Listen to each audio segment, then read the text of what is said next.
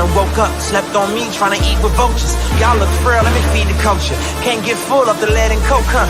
Still sober? Y'all OD, follow me. Where the rain follow me. King, yeah, I know the king. Martin Luther King. You ain't really gonna throne, boy, you in a dream. Wake up, y'all don't want it. Down to the white, I better put Milo on it. And let's soon Chico Milo, homie. And if I'm scared, I guess I don't know it. Cause I'm still going still right where the heat at. And where I ain't supposed to be, that's where I be at.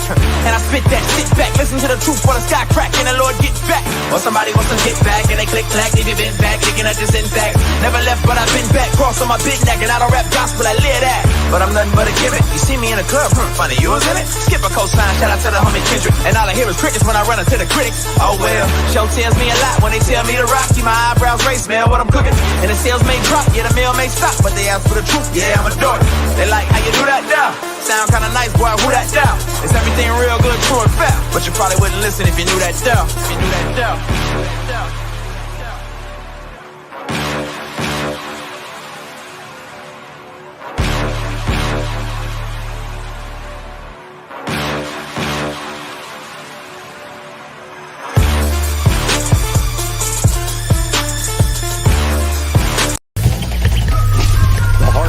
Just a little faster right now, doesn't it? As they stand alone right now. No cornermen. They're just ready to make the ring walk for the biggest fight. The heart beats just a little faster right now, doesn't it? As they stand alone right now. No cornermen. They're just ready to make the ring walk for the biggest fight that boxing can. Keep your hands up, keep your chin tucked. It's the one and only Ghost with the shadow in the front. And I hope you're having a blessed day. What time is it? Oh, it is nighttime. I don't give a fuck. Okay. My bad for being late. Let me set the I'm gonna go without checking the audio this time, Tycho. I'm gonna try it. I ain't gonna look. You know I'm gonna end up looking anyway, but I ain't gonna look. Hold on. Okay, let me just get the comments up real quick. Where is the comments so I can see? We good. We are good to go. Okay.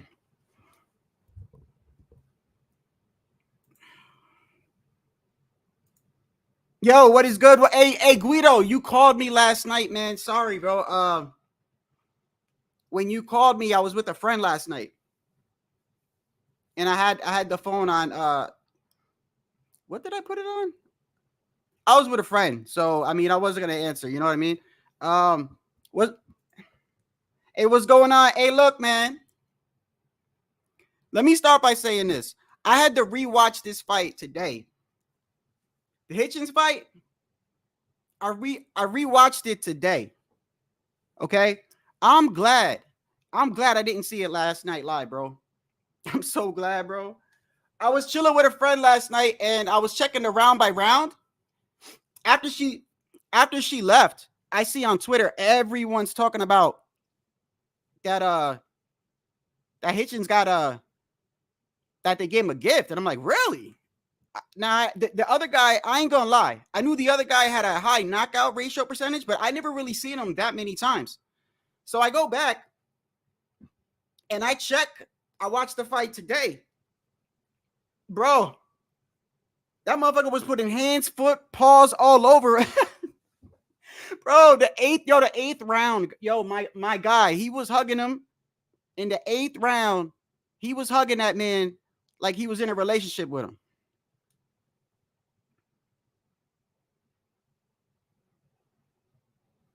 Several times. He heard him several times. Bro, my man was hugging him so much, bro. I thought they were in a relationship. I never seen Hitchins hold that much, bro. And look, you know what's crazy about this too, right? Is right before this fight, he's talking about Matias, he's talking about Devin Haney, he's talking about, you notice after the fight, he didn't mention none of them. He didn't mention Devin, he didn't mention Matias. Matter of fact, he said, oh, I think I need another fight or two. You know, you damn right. You need another fight or two, bro. Hold on, bro. Let me get my sweater, bro. It's kind of chilly. Hold on.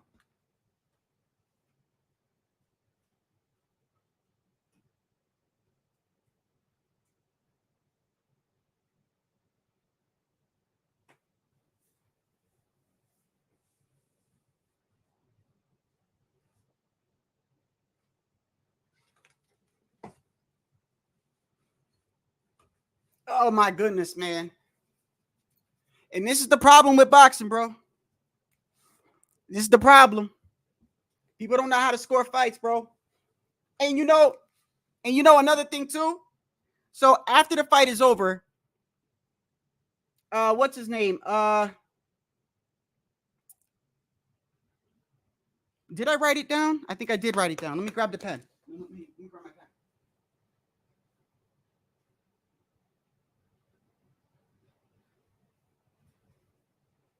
Grab it right here. Did I grab it?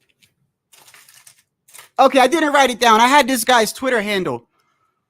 So after the fight, this guy's like, hey, yo, man, I'm tired of this shit. I'm tired. And he starts listing a whole bunch of fights that he feels like the judges gave it away or scored it wrong or whatever, right? For the most part, I'm going to get to the fight in a second. But I'm looking at this guy, and he's like, man, look, this guy scored Loma and Haney like this. He scored this and this like this. And he had the Tio and Ortiz fight in there. He had like 3 fights in there. And I'm like, bruh, none of these are robberies. None of these are robberies, bro. Now, last night, okay, I don't even, I'm going to say it like this. I don't think it was like, I don't see how any judge on planet Earth, I don't give a fuck if he's judging a fight in the backyard. I can't believe how any judge could get 117, 111, bro. That right there is the most, all you need, once you hear 117, 111, it doesn't matter who it's for. It doesn't matter who it's for, bro. But you would think if it is going to be 117, 111, it ain't going to be for Richardson. When you hear 117, 111, bro, the 8th, which one? He heard him several times, but there was one round. There was one round, bro. I think it was the 8th. I think it was the 8th. He heard him bad, bro. He heard him bad. He was, you could tell he was hurt. And Clarissa Shields. Now, did they, correct me if I'm wrong, but when you're watching the fight, right, there's multiple broadcasts, right? I know you got the Spanish and then you got, but the one I had, is it the one that you guys had? The one I had, Clarissa Shields was speaking. Is that the one that you guys had? I want to make sure that I got this correctly. I heard Clarissa Shields. And hold on, let me change the, I don't like the brightness on this. Hold on.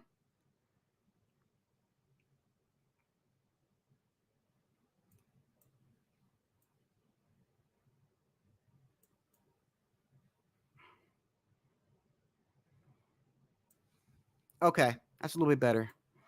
The one I had was with Clarissa Shields. Is that the one that you guys heard? You want to know how I know it was bad? Clarissa Shields was clearly going for Hitchins, bro. Clearly.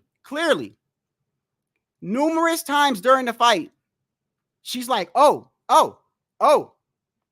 And every time Hitchins would land something good, she'd be like, there you go. Like, you could tell who she's going for, right? The 8th round, you could damn near hear it in her voice, bro.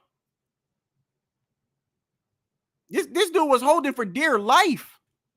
He was getting fucked up. He was getting pieced up. And what's crazy, this guy was just a straight up rugged, come forward, throw many punches type fighter.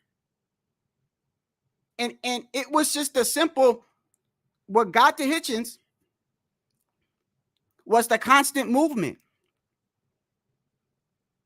That's what got him. That constant movement. Because the first couple of rounds, he was firing his jab. He was keeping him at bay a little bit. And then the dude just started wearing him down, just constant stamina. And he punches hard. The dude punches hard. And he throws these little quick right hands, like really quickly. Sometimes he throws it after a jab, and sometimes he throws it without a jab. And he hurt Hitchins a couple times with that shit. I'm glad I didn't see that fight last night. I'd have been pissed, bro. I'd have been pissed. I'd have been mad.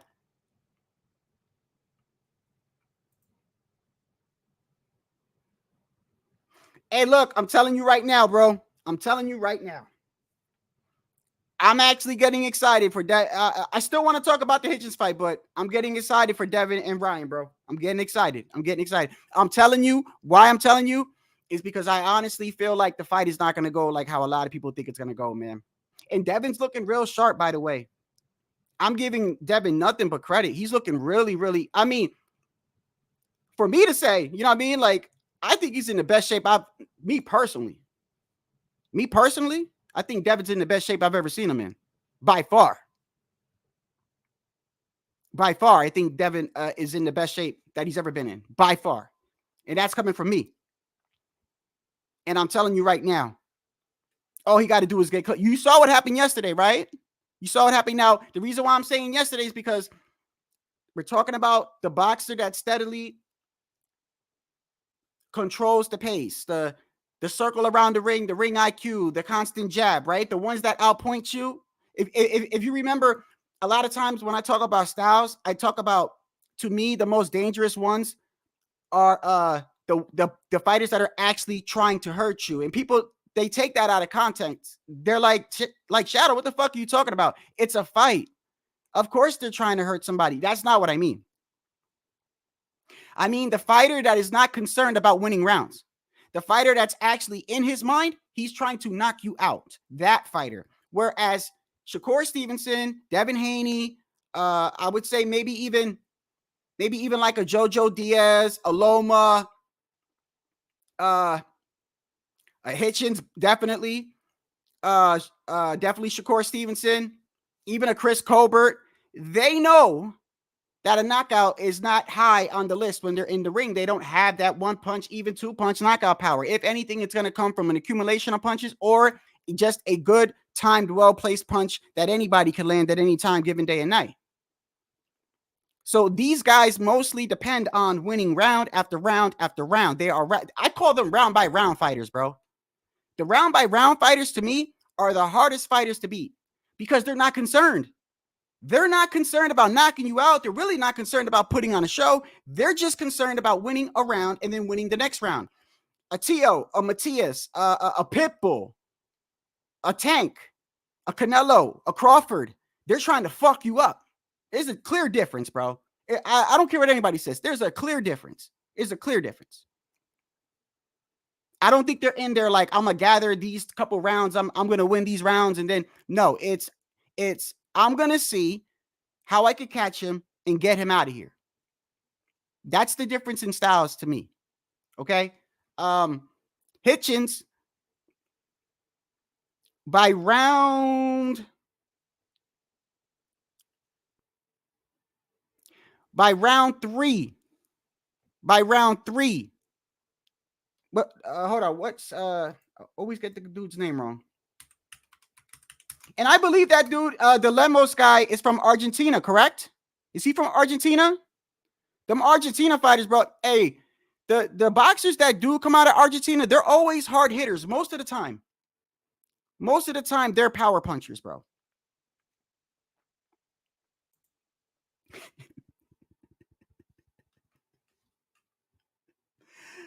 Oh God! Hey, look! If Ryan come in and clip him, you're gonna see Devin break his own record. Devin's gonna break his own damn record, bro. He's from Argentina, right? Okay. Most fighters from Argentina, they're known for punch. Just like most fighters from Cuba are more like slick. You know, like most fighters from Cuba are kind of slick. You would say that they're slick, right? I mean, you would think most of the times, like a Laura, even a Frank Sanchez is really not. He's probably the slickest heavyweight there is. Gamboa, Laura when he first started. So depending on where you're from, they adopt that style or whatever. Argentinians, they're known for punching power, bro, most of the time. This dude, what was crazy about it was he literally showed you the blueprint how to beat Hitchins yesterday. He literally showed you constant punches, bro. Constant punches. Stay on his ass. Pause, bro. Let me tell you something. Somebody from what I saw yesterday. So we're talking 140, right? That was Hitchins at 140, right? I believe, correct me if I'm wrong. That was Hitchins 140 IBF, right? Was that the IBF they were fighting in? Because I believe the IBF is the same sanctioning body where Hitchins complains that he doesn't want to fight somebody like Matias or something like that because of a rehydration clause or something like that, right? Well, I don't give a fuck if it's the IBF, the WB, the WBC. I don't care who it is. Somebody like Pitbull could fuck around and catch. I mean, from what I saw yesterday, a straight come forward fighter who doesn't stop throwing punches eventually gets the Hitchins, bro. I was actually kind of shocked that it didn't take that long. Like, I figured, like, maybe, like, if the guy was going to get to him, it'd be later on in the fight. You know, maybe, like, 8, 9 or whatever. No. He started getting to him, like, round 3. Round 4. 8 sticks out to me. I think it's 8. 8 really sticks out to me. Because, like I said, Clarissa Shields was commentating.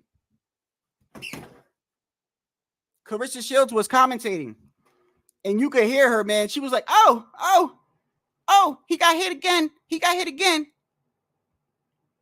You could tell when Clarissa's going for somebody. Every time Hitchins threw a combination, she's like, there you go. The other dude lands. She's like, good shot by Lemos.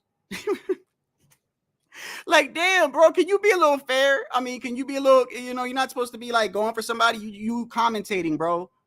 Just commentate. You ain't got, like, I already know you going for him now. Like, I could tell by your expressions. Damn. Oh, he landed. Good right hand.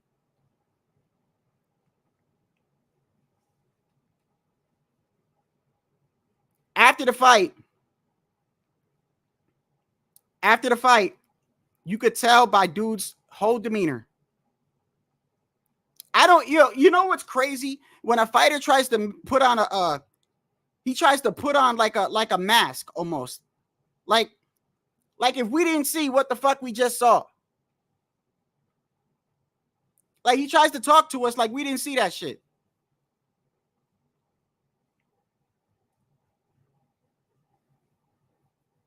And then he didn't mention Matias. He doesn't mention Haney. He doesn't mention any of those guys. Yeah, you know why.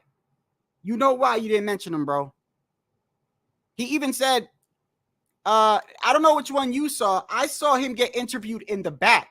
I'm not talking about the post fight. He was in the back already. His gloves was off. He was chilling, sitting down. I forgot who did the interview. If I did, I would have told you. So I say go subscribe to them. But they're talking to him. And he's like, yeah, I knew, I won the fight, but he doesn't look confident when he's talking. Like, he doesn't look that confident, bro. And then he's like, I need 1 or 2 more. Now you need a fight. Now you need another fight. Before this fight, you was talking about you beat Devin, you beat Matias. I mean, you're supposed to say that, but it's just a little crazy how. Oh, hell no. And the crazy thing is, he's already why the fuck is it so damn? I don't like that light in my damn face, bro. I really don't. It's getting right in my damn face as I'm talking. Damn. There you go. Shit. Not bad for too much cursing. I'm trying to cut back on that. It's going to be hard, but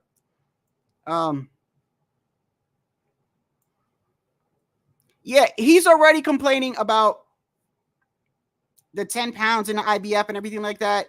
So he's already complaining. He hasn't even fought Matias. He's already complaining. Can you imagine what happens if he fights Matias, bro? Come on, bro. My thing is this. When you have a team around you, right? I feel like if you didn't have a good performance, you should just go. That's just me.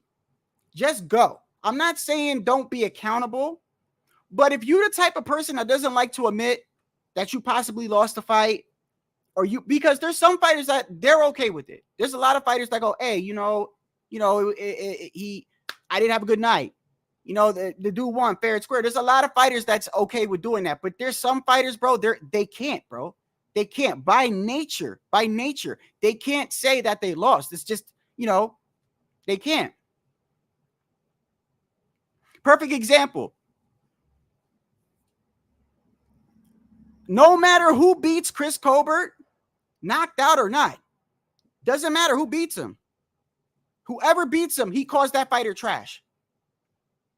That's what he does. Now we're talking after you get knocked out. He's like, trash. He just knocked you out. He's incapable.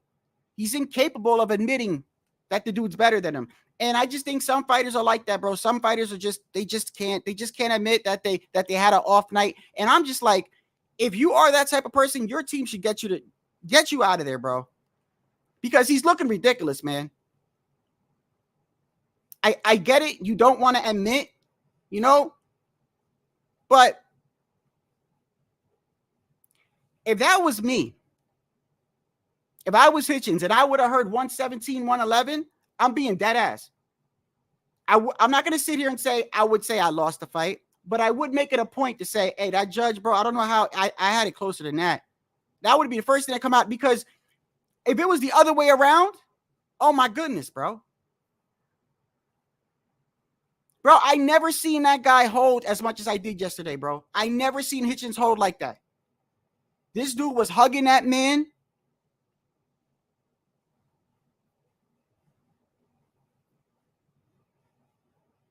He literally wasn't letting him go. He was hugging him. And it was by the fourth round. By the fourth round, Hitchins looked confused. Now, I'm not going to sit here and make it look like he fought back, bro. So I don't know why I hear some people going around saying he did try to fight back, bro, but when he was fighting, let's make that clear. When he was fighting, I'm talking about when he's not grabbing the dude. He was trying to fight. But you can see that most of the fight, it looked like to me, he was hurt. He was hurt numerous times. He was hurt in the 8th. He was hurt in a round before that. He was hurt the round after that, I believe. So I believe a lot of the times he was hurt. And I also believe that a lot of other times that he was holding because he was just confused. He didn't know what to do. He never been in that situation like that. He never been in a situation where a dude is just constantly throwing punches and he's getting pieced up. I honestly think that is surprising, bro. That is surprising. Because he prides himself. He prides himself by letting people know that, he grew up with Shakur and all them in that type of style. He prides himself on that. That's kind of interesting that, look, these styles, by the way, the ring generalship styles and stuff like that, I call, because I want to make a name for it so people can understand what I'm saying. There's nothing wrong with that, bro. It is boxing. There's a lot of greats that did it like that too. Pernell Whitaker was one of them. I just call it basically defense. This is what I think where people get confused. And I was talking to somebody on Twitter about this. People get confused and think that defense wins fights. It doesn't. In fact, I learned something new. You remember after the Lopez and the Ortiz, the Tio and Ortiz fight, I did a live where I went and got Steve Weinsfeld from the article that he wrote on the PBC, how to judge the criteria, how to judge a fight. And we went over everything in that live. I learned something new. It said that in a round, if two fighters get hit the same amount of times, right? But one fighter was being slick about it, being really evasive, and but they both got hit the same amount of times. It doesn't matter. It doesn't matter. They're going to go off. They're going to go off who landed more, whose punches was more effective. Basically, they're telling you is that defense, that you don't get points for defense. You got to make the person pay. And I think a lot of people get that confused. And I think a lot of boxing fans get that confused, bro. They get that confused. If you see one guy charging forward another guy, and he's being evasive, and he's hardly throwing, he throws back maybe a couple punches here or there, and you got this other guy constantly coming forward, throwing punches, but he might be missing a lot of them. Bro, if they're going to give it to that guy, bro. I don't know why people think, oh, well, he was slick and he didn't. Bro, I read the criteria. Steve Weisfeld actually points that out. That's kind of crazy in the article. He points it out. He's like, I want to make it clear that defense alone does not win you around. Now, it's very important. If you have bad defense, look at somebody like Rolly. Defense is number one. Defense stops you from getting hurt, bro. But it doesn't win rounds. It doesn't win rounds, bro. Unless you're making the other guy pay.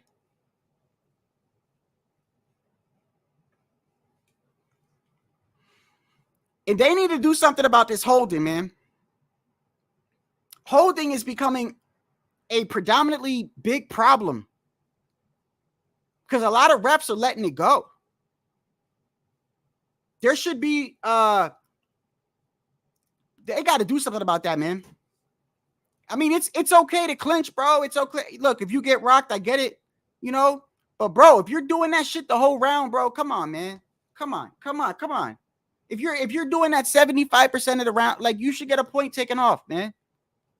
You're not even fighting.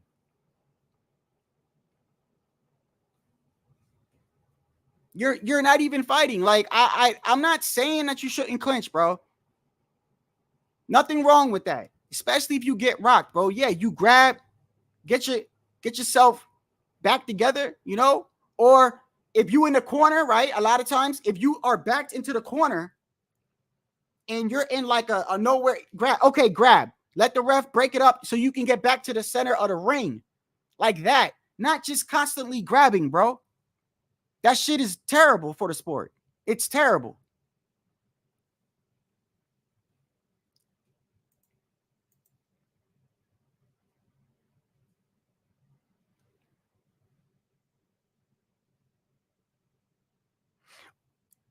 HOD. That's what I'm pointing out, though. I'm not talking about the actual fight. I'm talking about, no. When I was talking about the criteria, if you were listening, which sometimes I know you don't, I especially when I'm talking, I know you just seem not to listen. No, but seriously, bro, I was talking about in reference to fans. I was arguing with a guy on Twitter who tried to explain to me, well, look, the same thing happened in the T.O. and Ortiz fight. And I said, no, it's not the same. It's not the same. It's not the same. You can't win fights off of defense alone. So I started getting into it with him. Obviously, corruption is there, bro. Rolly got a belt from swinging at a guy and wasn't even landing any punches. So corruption is obviously in boxing. How do you stop a fight when a guy's not even hurt or getting rocked or nothing? How do you score yesterday 117, 111 for Hitchins?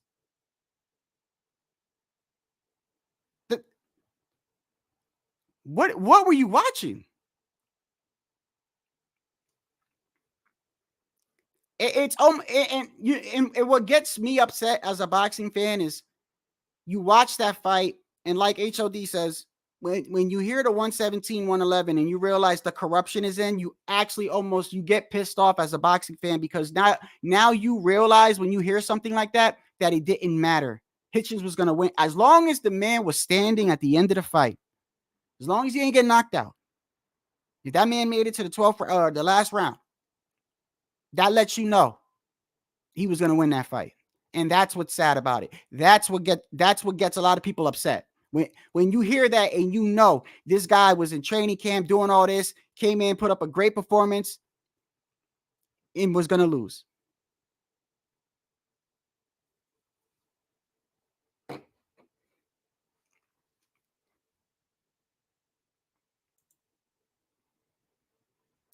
Steve Weinsfeld.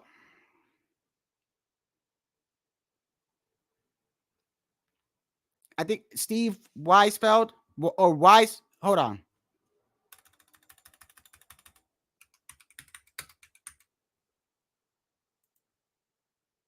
This guy right here.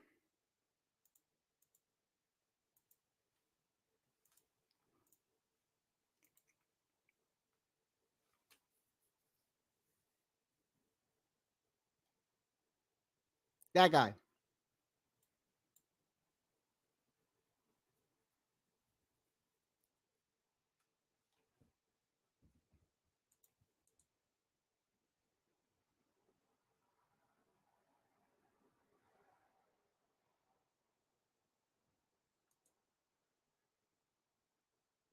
Why, Guido? Why? Was Steve White? I don't think, was he one of the judges? Wait, who was the judges? Wait, no. I pointed out Steve Weisfeld because he's the one that wrote the article about the criteria. But but HOD has a point.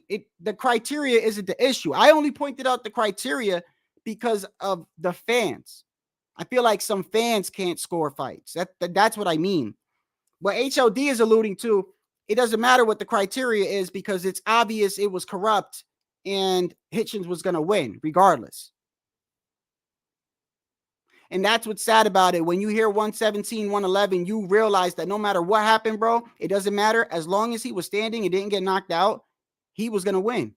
And that's what makes it sad. And that's what makes it bad for boxing. Bro, that dude was hurt numerous times. And I'm not saying that he didn't fight because I want to make it clear. I saw the fight again this morning. I watched it, and when Hitchins wasn't holding and grabbing and constantly clinching, he was fighting. But he was overwhelmed. He was overwhelmed. He was hurt numerous times. He looked confused. I think what confused him the most, and you could see it in his face, was because before the fight started, they made it very clear that the dude was small. The dude was like 5'6", something like that, and he didn't have a lot of reach. They made it clear that Hitchins had the height and he had the reach on him. And I think that he was surprised when his jab wasn't stopping him. That's honestly what I think when he realized the dude was getting through his jab, he looked confused. Because if you look at all of Hitchins' fights, he stays on the outside, he throws that jab, and as long as he's throwing that jab and he's able to move back and get some distance, he's fine. He's fine. In this fight, the guy was constantly coming forward, throwing punches, and you could tell that he was like overwhelmed. He was overwhelmed. Like, why isn't my jab pushing this guy back? Which makes you think, like, what happens if you fight someone like Matias or something, bro? Like, that dude's not if your jab didn't stop him, your jab ain't stopping these guys, bro. Your jab ain't stopping them. Pitbull would have just kept moving forward.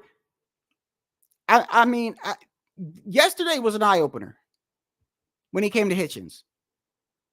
It was an eye-opener. You watched last night, and now you gotta think to yourself, he doesn't beat Devin. He doesn't beat Tio. He doesn't beat Matias. Pitbull might actually get to him. You just realize that he needs more time, bro.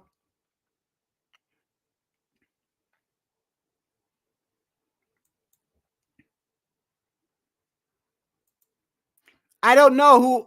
Let me see. Hold on. I don't know. Hold on.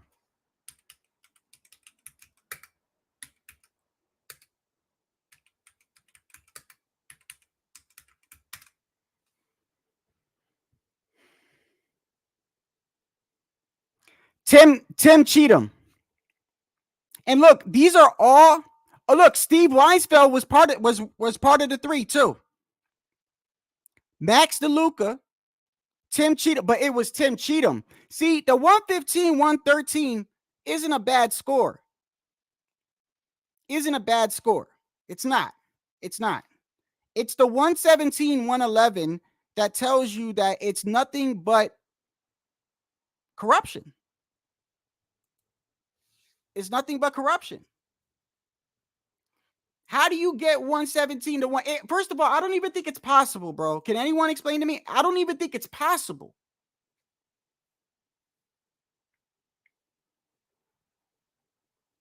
I don't see how anyone can watch that fight. Anyone. I'm talking about anyone that knows how to score anything and comes away with 117, 111 for Hitchins. I just don't see it. I don't know what.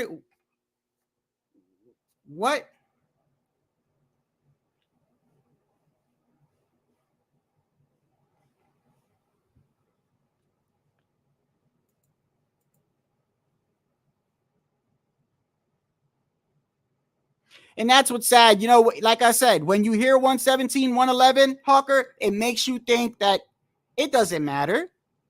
It doesn't matter how good Lemos did. Like when you hear something like that, you're like, oh, Hitchins was going to win anyway. As long as the dude was on his feet and lasted the fight, he was going to win.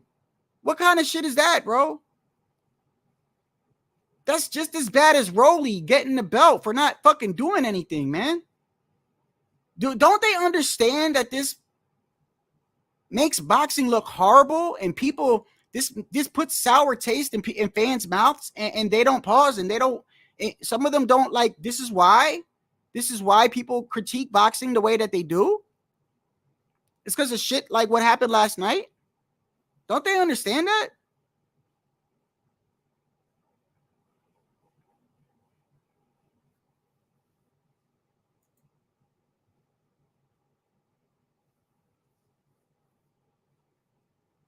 Yeah.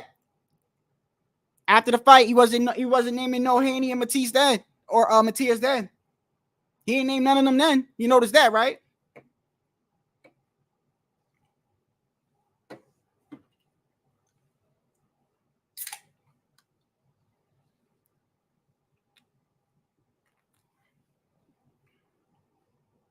Hold on 1 second. What the fuck is this?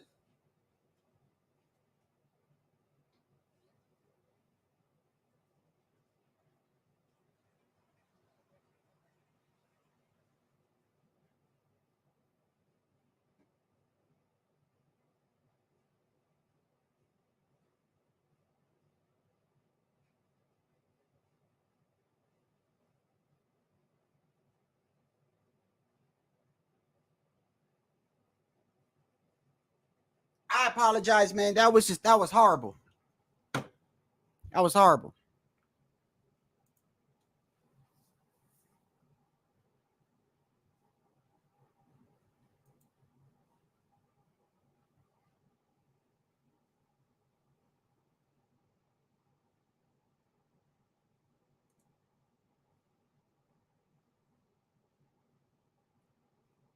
Does it even matter when you see something like that? I hate to say it, but does it even matter at this point? Like, if they did that to him with Hitchins, do you even want to see it? Like, do you even want to see? Like, it now it almost makes me not even want to watch a Hitchins fight, because it's like, if he's not fighting one of the top champions, you're because look, best believe there's a pattern.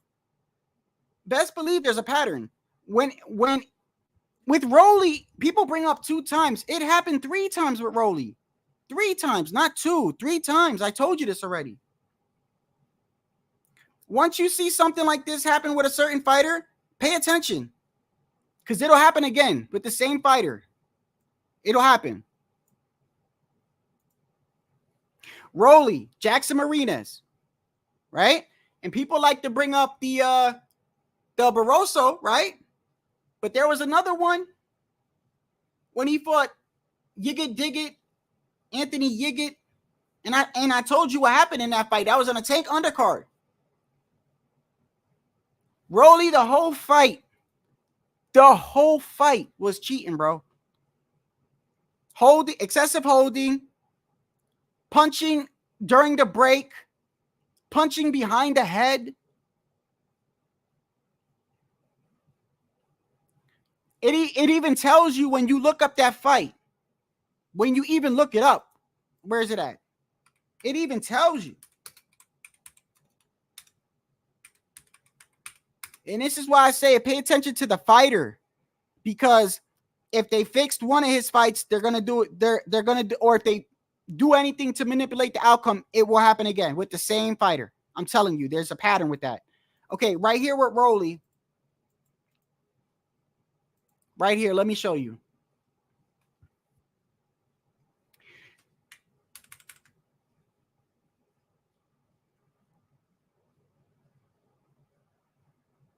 Bro, get these damn ads out of my face, bro.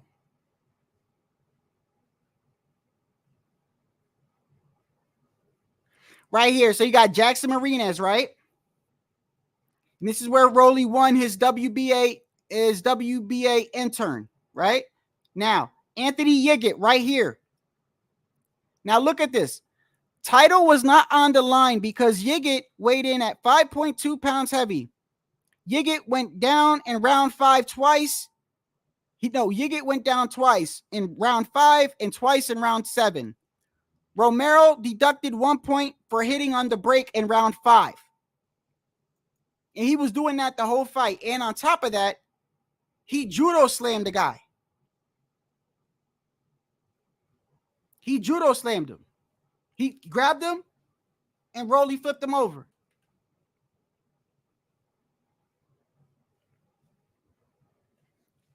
And they didn't take a point.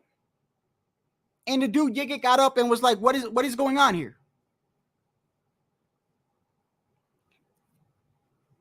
And it's sad. It's sad too, bro, that us as content creators, big or small, it's sad that the next day we got to wake up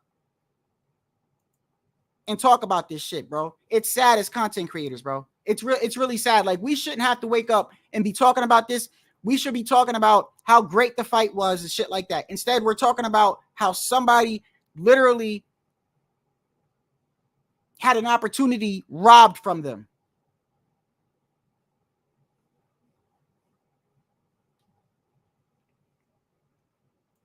I do too. Absolutely, man. Absolutely. Thank you, D-Style. Appreciate it. Enjoy WrestleMania, bro. Shout out to D-Style. I feel bad for him too, man.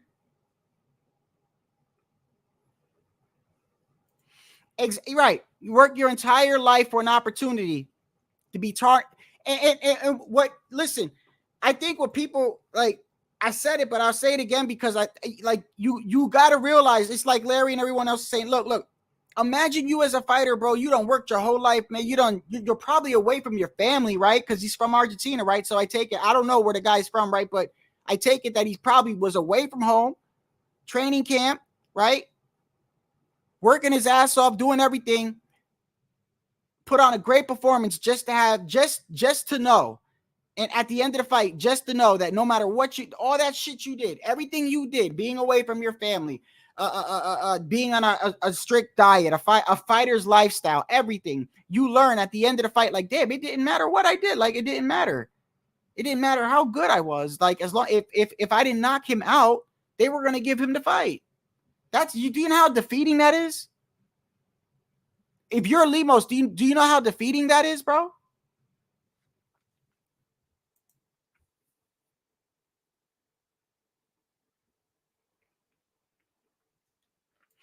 Tycho, let me tell you something.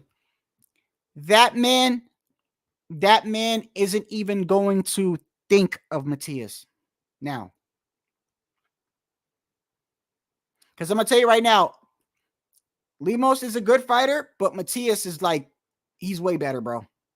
He's way better because his pressure is a lot better. Matias doesn't have the greatest defense, but I watched one of the fights that HOD was telling me about with Matias. He said, did you see that fight where Matias was getting pieced up in the first 3 rounds? Yeah, I saw it. I just saw it this morning, actually. And Matias usually loses the first 2 or 3 rounds. And once he figures you out, that's it. It's like a switch turns on, and he's throwing combinations and double left hooks, and they're snappy, and he wears you down. And he dropped dude in the 5th or the 6th. I think it was the 5th. Dude didn't want to come back out the corner, bro. And that's happened 5 or 6 times in a row now. Matias would stop Hitchins, bro. he would stop him. If his jab couldn't stop Lemos yesterday, what you think the jab going to do against somebody like Pitbull or fucking even Matias?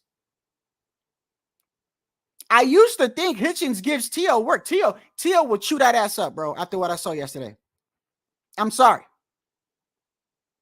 The aggressive fighters, bro, that constantly come forward, and Tio's sort of an enigma because he could box if he really wants to. But like a you look at his face, I'm telling you, he was shocked because his jab wasn't keeping, because right before the fight started, go back. Right before the first round, when they're doing the stare down, right? And they go back and the fight's about to start, pay attention to the first thing that they say. They say, Lemos is 5, he's like 5 this, and he's got hardly any reach, and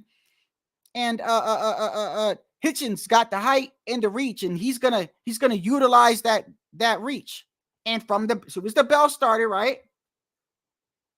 Hitchins was firing the jab, but the guy Lemos came out right away. As soon as the bell rang, the dude was like, you know how some fighters, like, they kind of figure out what, no figuring out. That bell rang, that dude came right forward and just started throwing punches, bro. No figuring out nothing. No warming up, nothing. He just straight out the gate, right hand, and just kept, and you could see like Hitch's face, like, oh, this motherfucker, damn, already? Damn. Like, we ain't even, we ain't gonna talk or nothing, like figure each other out. Nah. And his jab, you could see in his face, bro, he was confused. Almost like, my jab's not working. Why is he not like, why is my jab not? The dude kept moving, kept coming forward. You saw frustration and a face of confusion a lot of the time. Now, other times when he was grabbing, it's because he was hurt too. He was hurt.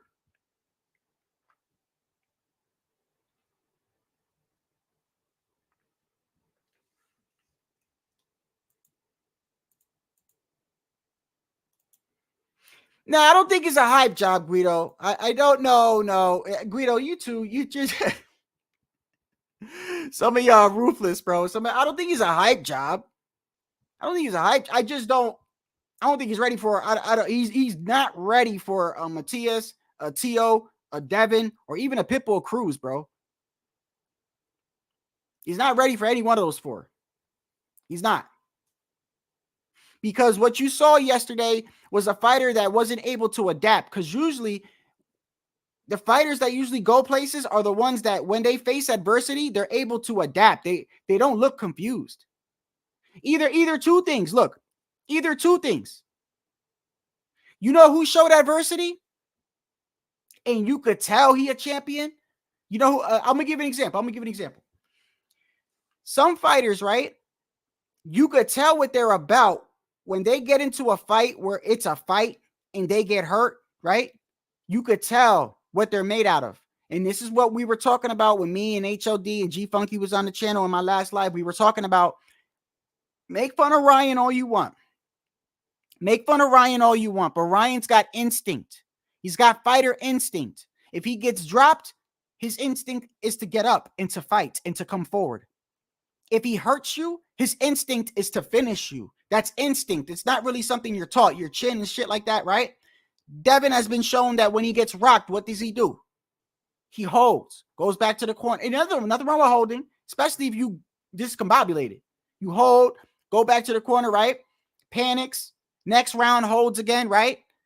When these fighters get hurt, you could tell how they handle adversity. And this is why I keep saying I think Ryan has a very good shot with Devin, because no matter what shape Devin comes in, and he looks like he's in tip-top shape right now, the best shape I've ever seen him. Every time he's been rocked or hurt, his reaction was the same. Goes back to the corner, panics, doesn't know what to do. Next round, holding, clinching. Ryan gets dropped. He gets up. He moves forward. He got stopped with the body shot, but from the first moment of the bell, he was pushing Tank back. I would say even in an ignorant way. it was like ignorant because he left himself wide open, but he was pushing Tank back. Ryan's got fighting instinct. If Ryan hurts you, he's going to hop on you, bro. He's going to try to get you out of there. So these fighters have, when they're faced with adversity, you could tell, right? Now, let me give you a start. Let me give you a stark, what is it? A stark example? Over here trying to use big words and shit. I'm going to give you an example. Yesterday, Hitchins showed that he panics or gets confused. That's what I saw. He did not adapt. He did not adapt. Like his jab wasn't working, right? And at that moment, if your jab isn't working, you adapt, bro. That's you as a fighter. You adapt. He looked confused and he started holding. Like I said, Devin, when he gets hurt, he gets confused. He starts holding, right? It's just an instinct. You know who's got fighter instinct? Raymond Ford. That motherfucker showed what to do when you're in a fight that is damn near like this. And he thought he was losing, and he was kind of losing going into that last round, and he stopped the motherfucker with like 10 seconds left. That is what you do with adversity, bro. That's something you don't teach, bro. Your grit, your heart, that you don't practice that. How do you practice that? How do you practice your heart? You can't. You just got to be in a situation when you're getting your ass whooped and you think, am I going to stop, or am I going to continue? Or am I going to change this up? Or am I going to do whatever? That's how you know what you're made out of. And what yesterday showed me is Hitchins is not ready, bro. He's not ready. He's not ready. He's confused. He's going to hold. He's going to do that. And the champions at 140 and Devin, from what I saw yesterday, Devin will piece that man up, bro. Devin will outbox him and make him. I mean, it won't be the most prettiest fight. It won't be the most exciting fight, but I got Devin beating him pretty damn easily. Like decisively. I got Devin beating him, bro. If his jab wasn't pushing Lemos back, right? It ain't going to push Pitbull back. It ain't going to push Pitbull back. And now what makes this sad is that, well, actually, it's not sad. It's actually good because he's either going to learn from it or it's going to be his downfall. But now people saw yesterday how this guy reacts in a fight like that. And a lot of people see that, Hitchins is susceptible to, high activity, constant, like a Sean Porter style almost. Like he doesn't know what to do. If he can't keep you at the end of his jab, he gets confused and frustrated. He's going to hold you. That's what that shows you.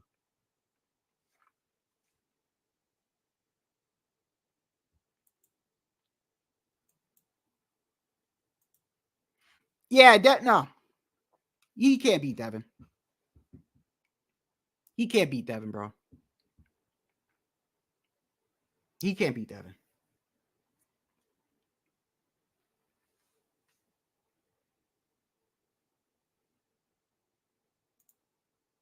Right. This is what I'm saying. This is what I'm saying. He's a small 140 pounder. He's a small 140 pounder. And I'm telling you, go back and look. I think it was round 3 or 4. Hitchins' face looks confused because he's expecting his jab to be keeping this little guy back, and it's not. And it's not. And that's where he starts panicking. That's where he's panicking. Because, and you could tell, look, what round was it? What round was it when y'all probably gonna say it was the whole fight. What's the round I was watching where Hitchins is circling him, right? He's popping the jab. And he's turning and he gets to the corner. Like as soon as he gets to the like one of the corners where you sit down. And he gets to the corner and the dude jumped in with a right and threw like 9, like I think it was round 2 or round 3, where he got Hitchins in the corner and unleashed like an 8-punch combo. You know what I'm talking about? It was the second or third round. Right? Go look at Hitchins' face right there. At that point, he's like, oh shit. Like he looked unprepared, bro. Like what the fuck? Like what? You didn't think the motherfucker was gonna do that? Like he looked confused, bro. He looked confused. That dude didn't waste no time. That bell rang. No figuring out. Nothing.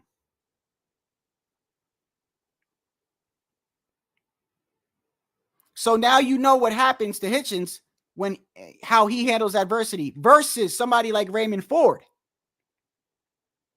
Who Raymond Ford, listen, shout out to Raymond Ford, bro. Shout out to Raymond Ford, bro. I'm still impressed from his victory, bro. I know it's a different weight class, but it just goes to show you how two fighters fight differently under similar circumstances, bro. Under similar circumstances. Raymond Ford fought the whole fight. He dug down the whole fight. When he was hurt, he fought. Going into the last round, he was losing and stopped the dude with 10 seconds left, bro. That's how you handle adversity. Hitchins, on the other hand, looked like he was confused.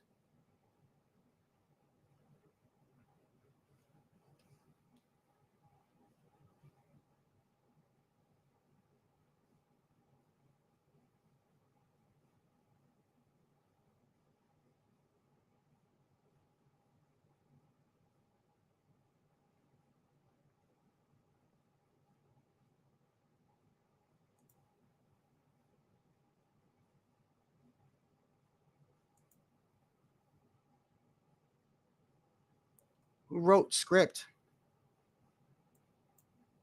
I don't know what you mean, buddy.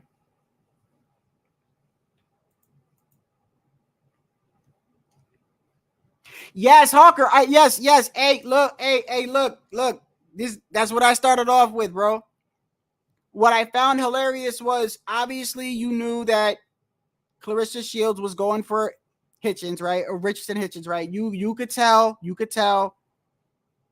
But when he started getting pieced up, you could tell. You could tell by her emote. Like anytime Hitchins lands something, she would go, there you go. Lemos piece him up. She go, good right hand by Lemos, like real low. She didn't want to. I'm like, damn, come on, bro. You're supposed to be commentating right now. Kind of fair, Clarissa. You know, be kind of fair. Raymond Ford looked really good, bro. Raymond Ford is a fucking problem. That boy's a problem, bro. He could box. He's fast. He's got a good jab, and he's got dog in him. He showed he got dog in him, bro. He willing to. That's the difference, bro. And Raymond Ford, by the way, fought a very, very good opponent, bro. A very good opponent. They were both. I think they were both undefeated. Dude was a power puncher, bro, knocking everybody out. Raymond Ford got tagged multiple times in that fight throughout the fight, early, mid, and late fight. And in the later rounds, when he got tagged, he fought back and hurt him. And then going into the last round, he didn't take his foot off the brake. Raymond Ford didn't go, shit, well, it's a pretty close fight. Let me just finish this round out and hopefully see what happens. No, he went for the knockout and got it with like 10 seconds left, bro. That is the difference of adversity.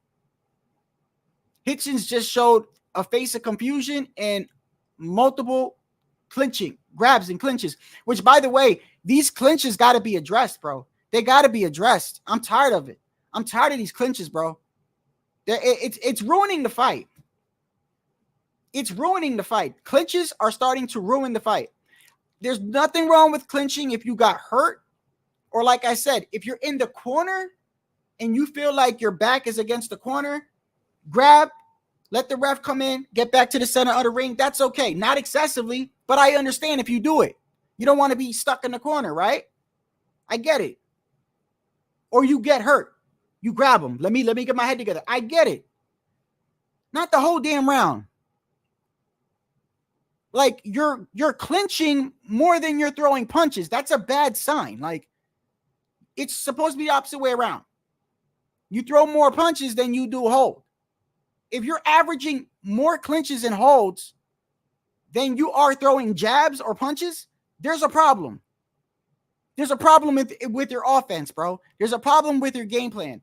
You're at the end of the fight, your stats should not be 32 jabs thrown, 20 power punches, and 152 clinches. It should not look like that at all.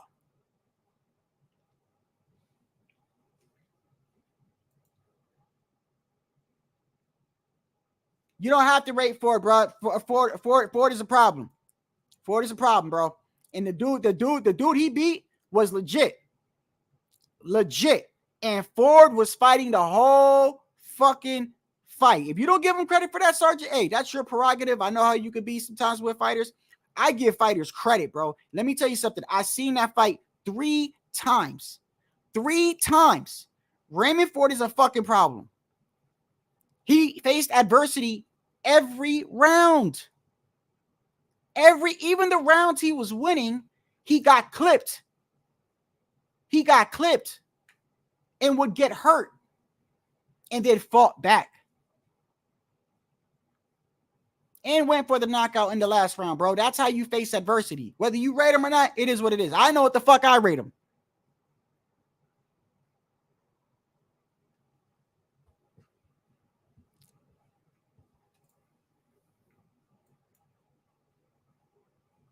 It is.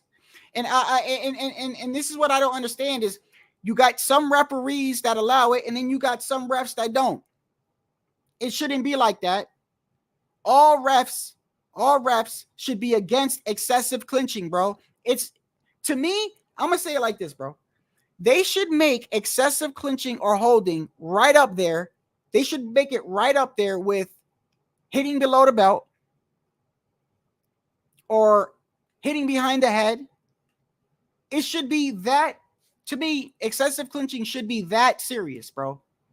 You're literally stopping, first of all, you're literally stopping the whole momentum of the fight. You're literally grabbing your opponent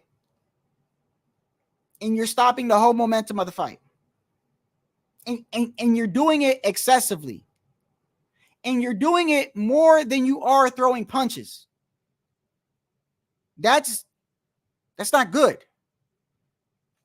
That tells me that you're either really confused or you're seriously hurt. I don't know which one is the two. It doesn't matter. It shouldn't happen either way.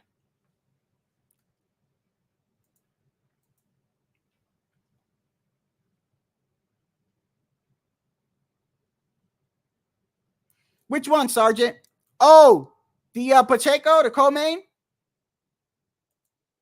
Yeah, he didn't look too great either. He didn't look too great either, bro.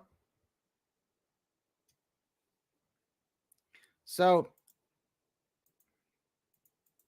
hold on one second. He didn't look too great either.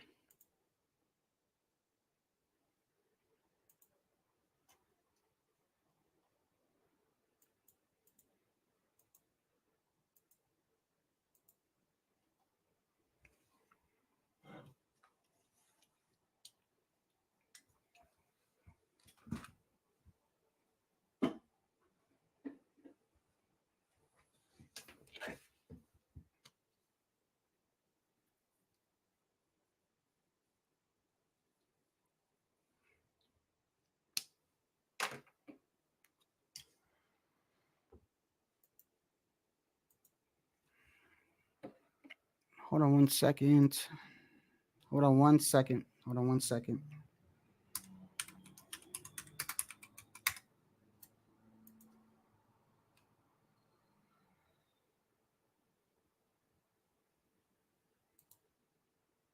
Oh, by the way, did you guys see the way Gervonta Tank Davis is looking, bro?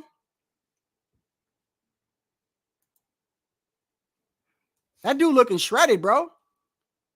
Gervonta Tank Davis looks shredded. He ain't eating cheeseburgers no more. That dude's got he's shredded, bro. The new footage of let me show you.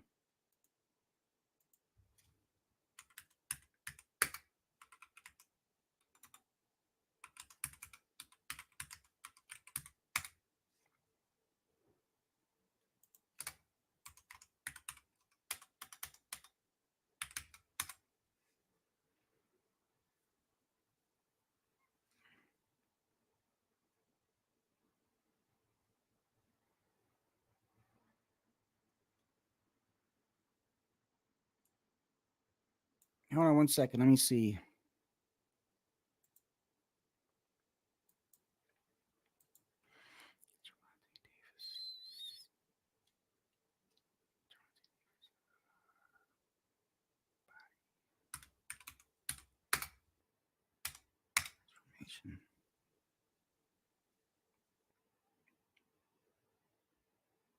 All right, right here. Damn. What the hell? Damn.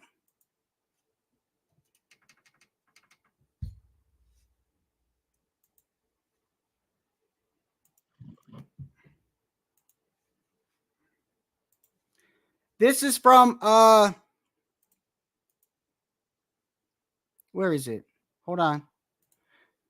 This is from Ego. I can't find the original one, but the whole point is right here though. Look at Tank's transformation. Hold on.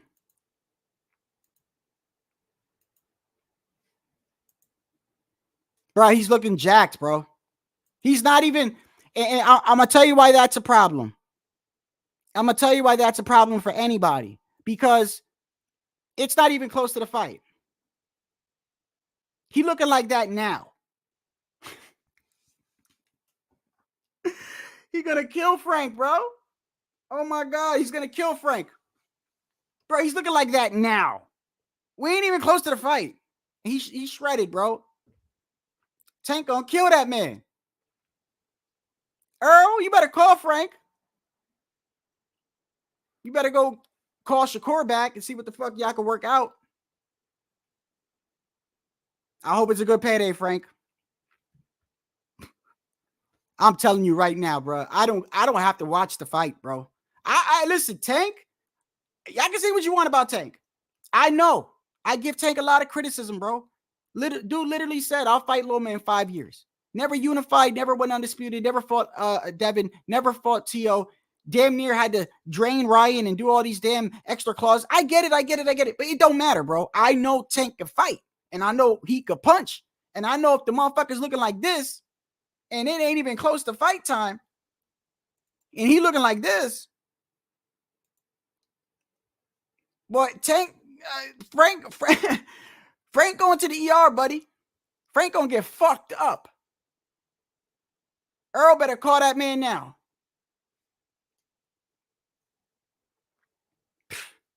I mean, gonna hurt him, bro. Good. Hopefully this will get Tank motivated to fucking just fight everybody. Come on, Tank. What the fuck? It's time, man. It's time. Tired of this shit.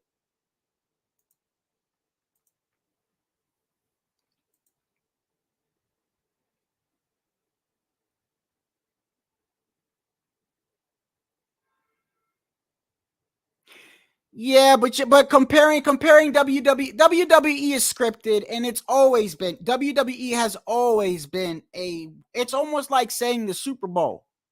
It's always been, you know what I mean? Like, I get it though, but I get what you're saying though. I get it. Yes, and you're absolutely right. And let's add into the fact that we got piracy and shit like that, which doesn't make boxing any better, you know. But at the end of the day, when shit like this happens, do you blame certain people for pirating? I'm not saying it's an excuse. That is not what I'm saying. I'm not saying because what happened yesterday, go out there and pirate a fight. No, I'm not saying that. What I'm saying is, can you imagine people that actually pay a pay-per-view or pay to watch something like that, and then a fight like that happens,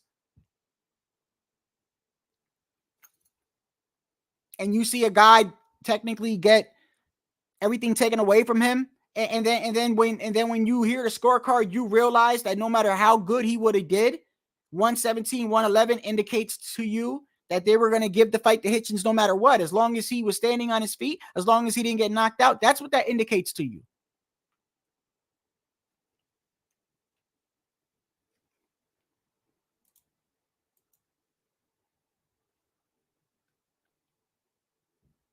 HLD, listen, you will never give Tank his credit. I get it. And you're right if you're not giving him credit for certain things, but HLD, stop making it seem like the man can't fight, bro. Stop it, bro.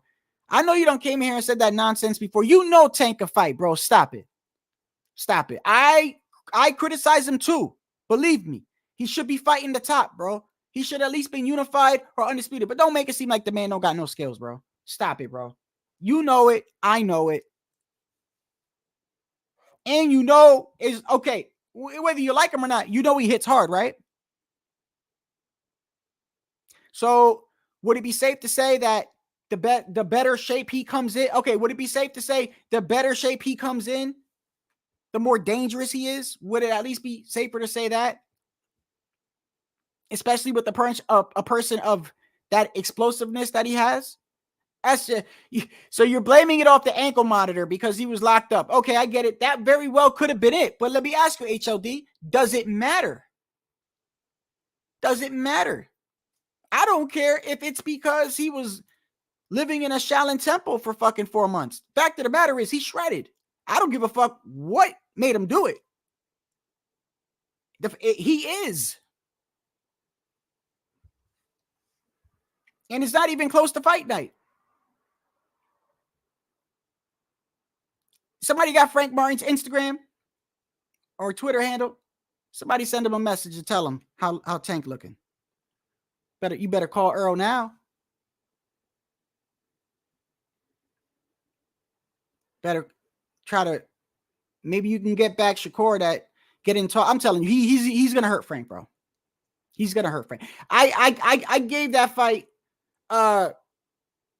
the other day. Me and Tycho were talking. He's like, "Hey, Shadow, what percentages do you give Tank and Frank Martin?" And everyone in the chat's like 80-20, 80-20, 90-10. And I was like, no, I give Frank, 65-35.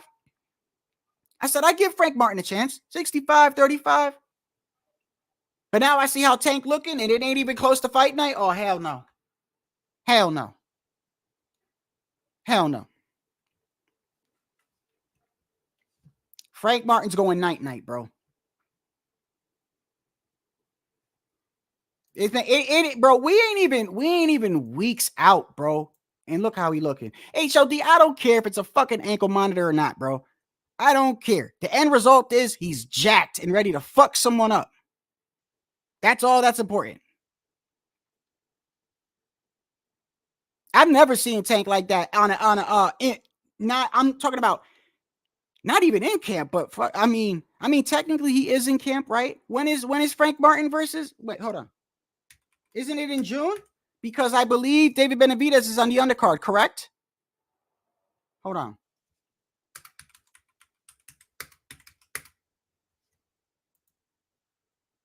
June 22nd, bro. June 22nd. And my guy looking like this right now.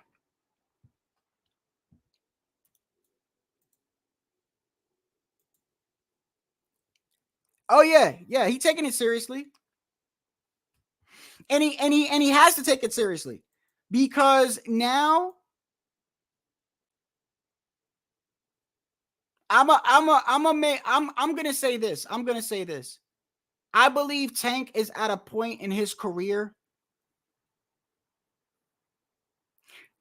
Trust me, I am not comparing him with Canelo. I am not. I am not. But I'm saying it's sort of like where Canelo is, where like actually it's not even a good example. I'm gonna just say Tank is at a point in his career where even some of his own fans aren't trying to see a fucking Tank versus Hector Garcia, a Tank versus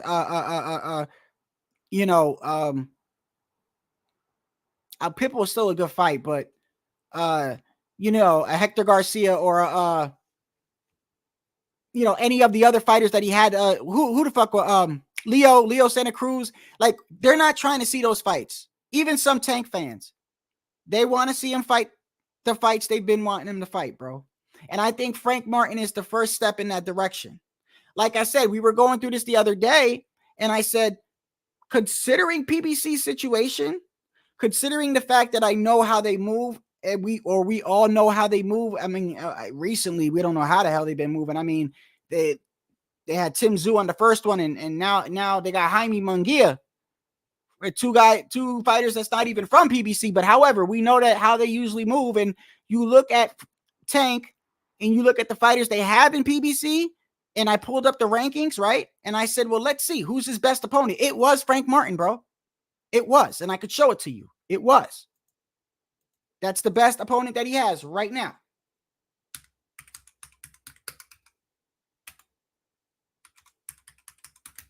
Right here.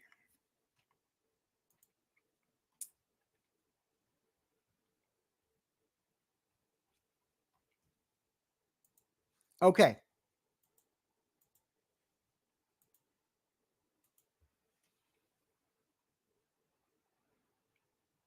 Okay, 135. As you see, the IBF, I don't know if you guys can see. Can you guys see or not? Okay, yeah, you guys can see. As you see right here, the IBF and the WBO is vacant. I believe we have Lomachenko and Kambosos fighting for these spots over here. Also, keep in mind that Devin Haney now, obviously, he's not coming back down here. So we got some vacant spots over here. We got Gervonta Tank Davis got elevated to the WBA because of the Devin Haney situation. So if you're calling Boots an email champ, then so is Gervonta. It is what it is. And then we have Shakur Stevenson. Now, we know Shakur Stevenson is top rank, right? We got Zepeda, I believe, is Zepeda, is he the zone or not? I want to say, is he an Oscar fighter? I'm confused with him. I know Kambosos and Murataya and Keyshawn Davis, and they are all top rank. Floyd Schofield is the zone. Frank Martin is PBC. Yeah. Let me see. De Los Santos is PBC. Okay, so right here you go. So you have De Los Santos, you have El Rayo, and you have Frank Martin are the only PBC fighters within the realm of those top rankings right there. If you look at everyone else, like Shakur is top rank, Kambosos, Lomachenko, top rank, Floyd Schofield, Oscar, DAZN, Keyshawn Davis, top rank. All these guys are all over it, right? The only ones that are in PBC around him is El Rayo and Edwin De Los Santos, and of course Frank Martin. And Frank Martin is actually ranked higher. Frank Martin is ranked number 2. The only one higher than him is William Zepeda.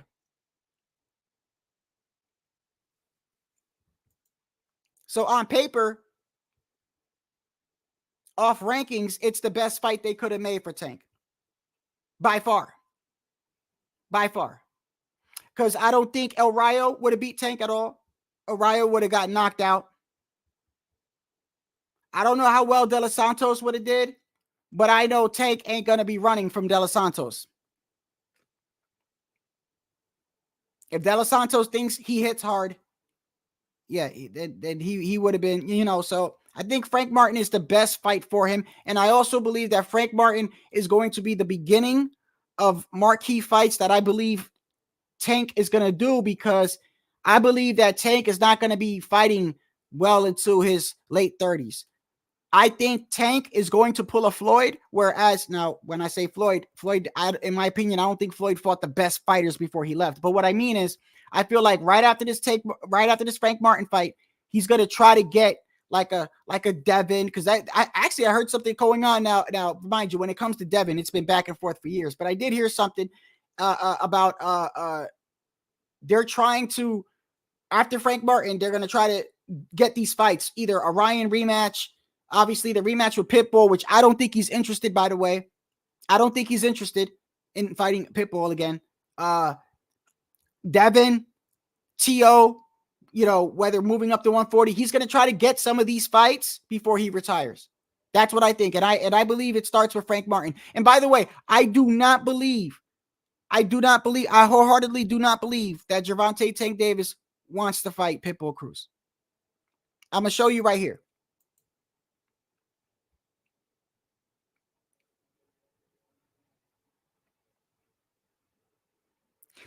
Did you guys find this odd, by the way? I found this very, very odd. I'm looking at this Twitter. Hold on. I'm looking at this Twitter prior to Pitbull and the Rolly fight. Prior to the fight, I'm looking at this, and this is what Tank is saying. Shout out to Fight Hub TV. Look, this is before the fight starts. Tank is tweeting, Rolly's going to stop him. Right? Rolly's going to stop him. And then somebody's like, who hits harder, Tank? And he's like, oh, Rolly hits harder. And watch after the fight. Watch.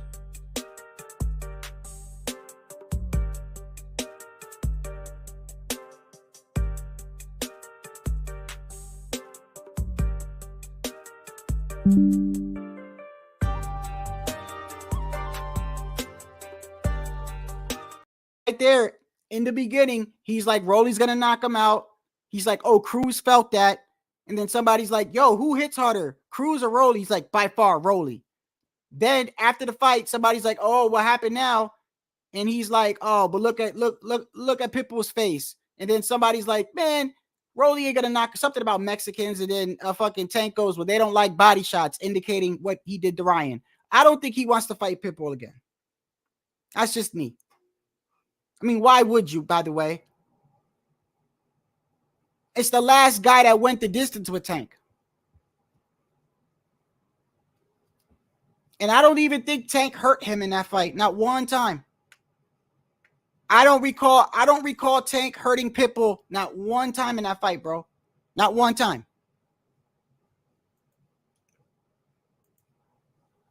In fact, he hurt his hand on trying to hit him.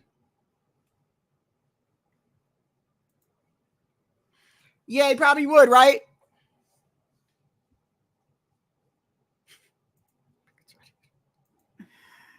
Oh man. Why would you want to fight that little guy, huh? You ain't trying. Why you, boy? They be talking shit about Pitbull, bro, but a lot of them motherfuckers don't really want to fight him, though. I'm gonna be dead ass with you. I'm gonna be dead ass with you. A lot of them talk a lot of shit. They talk a lot of shit, but a lot of people don't want to see that little motherfucker, bro. That's a bad boy right there. Hey, he may not be the most skillful, but he got a chin, and he gonna come forward, and he's trying to hurt you. Oh yeah, he's trying to hurt you. He's not trying to hug. He's not doing none of that shit. You ain't gotta worry about that. When Pitbull fights, you don't gotta worry about, damn, am I gonna see 30 clinches and shit? Nah, you ain't gonna see none of that.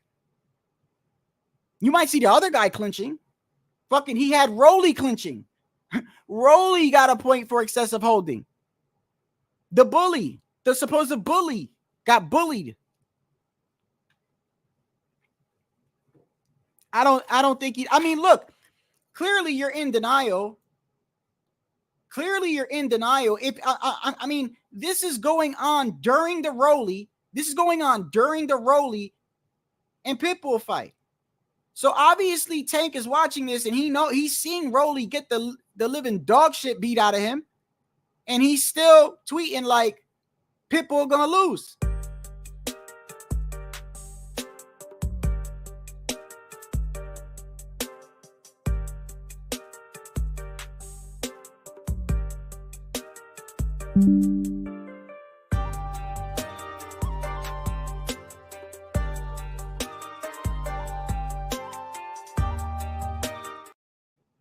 Look at Cruz's face. That's all he says after that. Not I was wrong. Rolly, no. Look at Cruz's face. It's like he's in denial, bro. He's in denial. And I think the reason why Tank would want to avoid Pitbull, not because I don't think it's because he's scared. I think it's because he realized that he couldn't hurt him. He did, bro. Let me tell you something. That fight is available for free on YouTube in full. You don't got to worry about it. Just type in Pitbull versus Tank and watch it. I have a whole list of boxing fights on my YouTube. I have a YouTube playlist. Any fight that's available, I just add it on there, and I go to my library on my free time and I watch fights. And just this week, because of the Rolly and the Cruz fight, I went back and I watched the Rolly and Tank, and I watched the Cruz and Tank. And I can tell you for a fact, Tank never hurt Pitbull in that fight. He never. He hurt his hand, and Pitbull landed some great shots on Tank, on the ropes. A lot of times he caught Tank as Tank. A lot of times, and this is another thing, when Tank was circling him, when Tank would circle him, he would catch Tank with a jumping hook as Tank was trying to circle him multiple times in that fight. Multiple times. Isaac wasn't stopping moving forward. So I don't blame him for not even, like that's one of those fights that you call high risk, no reward. Really. I mean, he's not even gonna fight at 140 anyway, they're saying. And that's another crazy thing, because when they ask Leonard Ellerby in regards to Tank, is he gonna fight at 140? He answered the question with a long, drawn-out 5 minutes. Bro, just say yes or no. Just say yes or no. He sounded like Bill Haney, bro. Just rambling. Like, at the end of it, you're like, well, is that a yes or is that a no? In short, no, is what I got from him. That's what I got.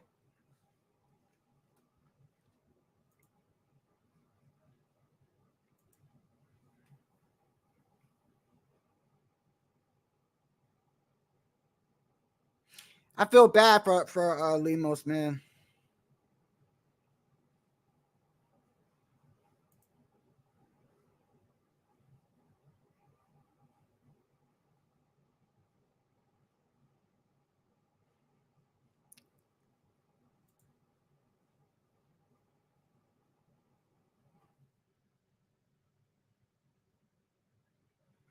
Who are y'all talking about? I think so too, HOD. I think so too.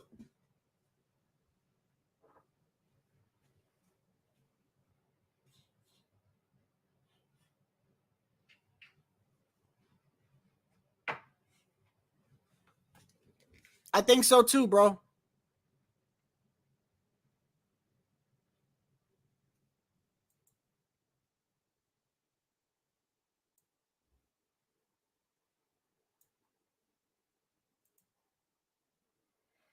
Hey, Sergeant, you know what? You're absolutely right about that, by the way.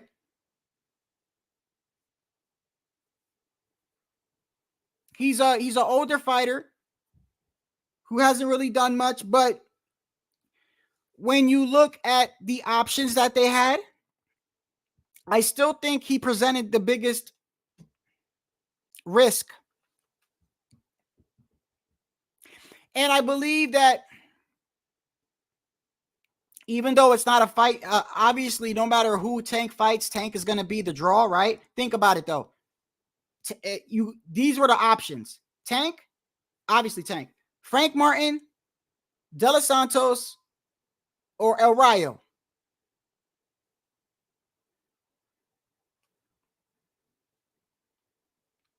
Who do you think is going to sell more? El Rayo versus Tank, De Los Santos versus Tank, or Frank Martin versus Tank? Frank Martin, they could use Earl's name in there. They could throw Earl in there, right? They could say, oh, he's Earl's fighter. They could play off that. It's more sellable. I don't think it's not going to be a high grossing fight at all. A high grossing pay-per-view.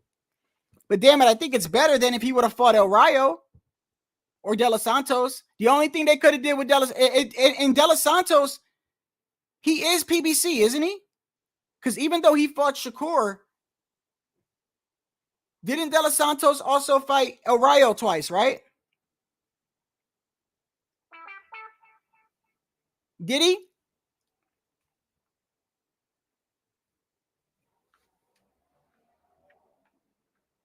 Did he or not?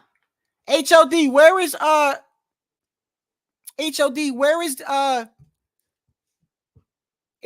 like my damn HOD and Tycho is the ones I go to. Fucking ridiculous. Where is what organization is De Los Santos with? I need to get a kitten.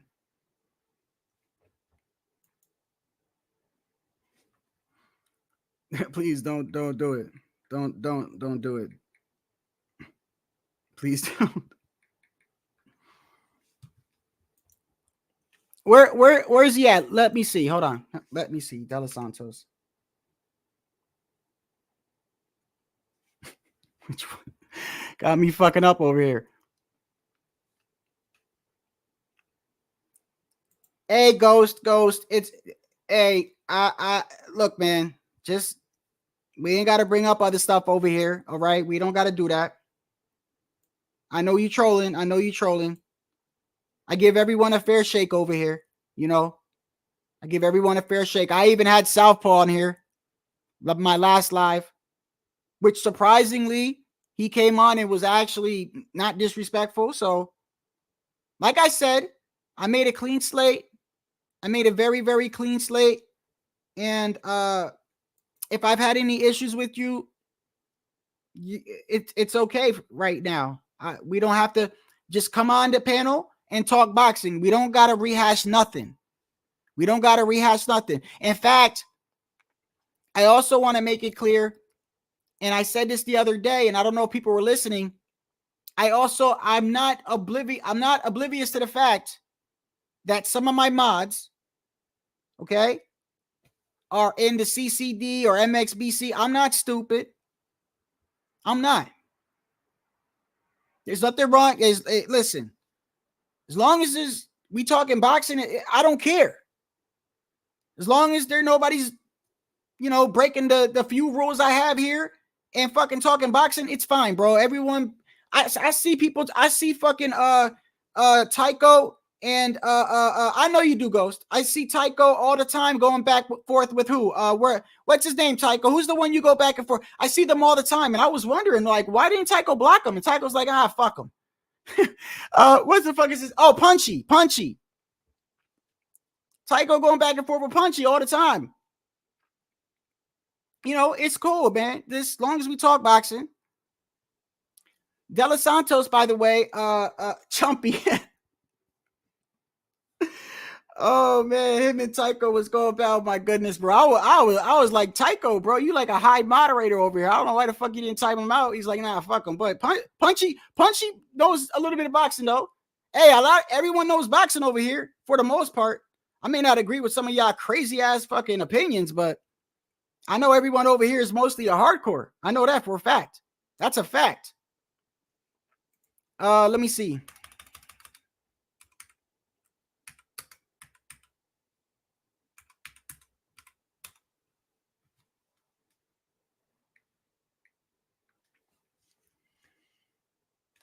De Los Santos. There he. No. Edwin De Los Santos. There you go. Where is he from? Okay. He's with PBC.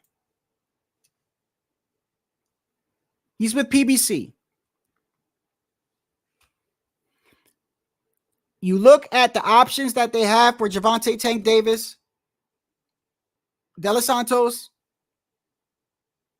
El Rayo, or Frank Martin. They had to pick Frank Martin, bro. Like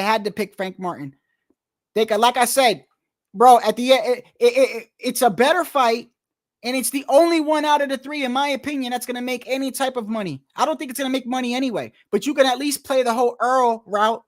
You could say Frank is Earl's fighter.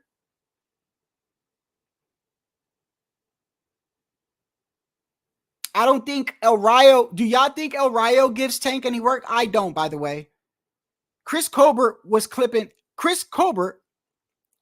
up El Rayo. If Chris Colbert had any type of power, El Rayo would have been in trouble.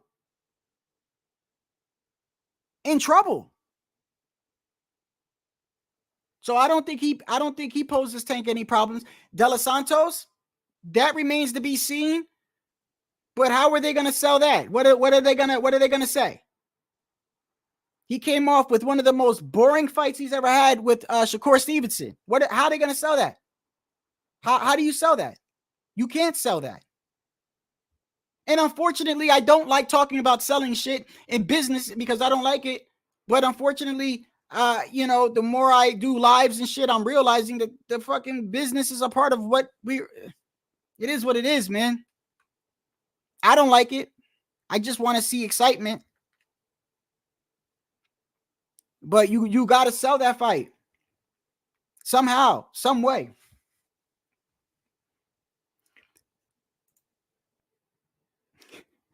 No, no. Hold on. Hold up, Guido. That's a low blow, first off. Second off, he's one of the fighters I've liked. Yes, pause. Okay. By the way, y'all could tell I'm loyal. I'm a loyal person, bro. If I fuck with you, I fuck with you. I'll tell you the truth. I will always be honest and say, hey, this is what's wrong with you, or you need to do better in this fight, or this and that. But other than that, I am the only one that I can recall. Y'all need to tell me somebody else. Name other channel, big or small, that even mentions Chris Colbert.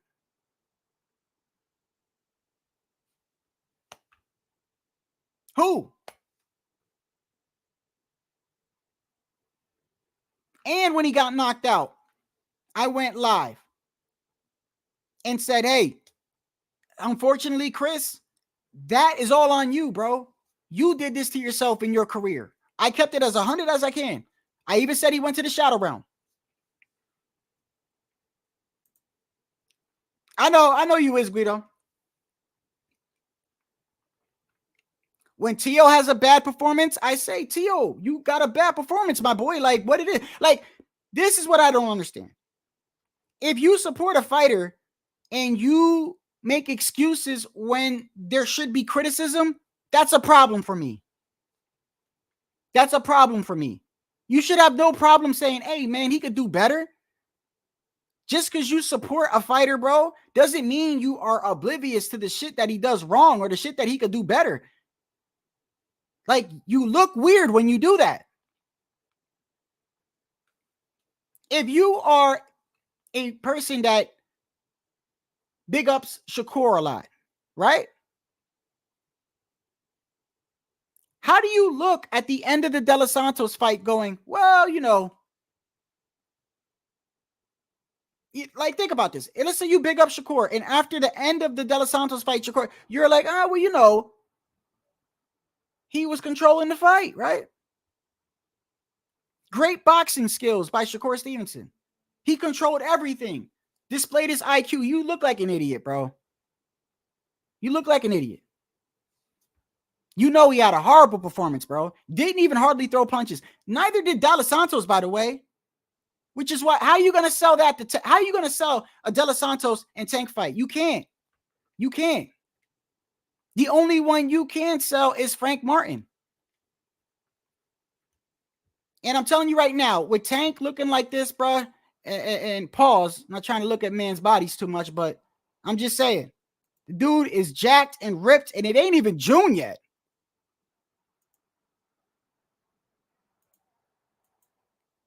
Right here. Look at this shit. No days off, that it's saying. No days off.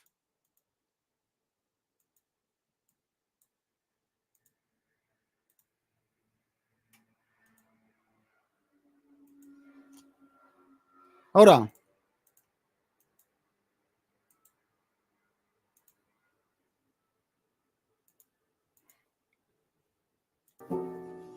Right here we go. Right here. Off. Gervonta Davis has been working as he looks jacked ahead of his Frank Martin fight. Yeah, bro. Look at this shit.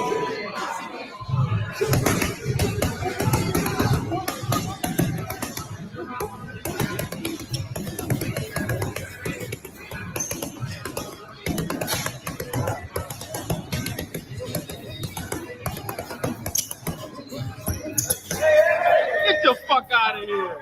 No. He's gonna put that man in the hospital, bro.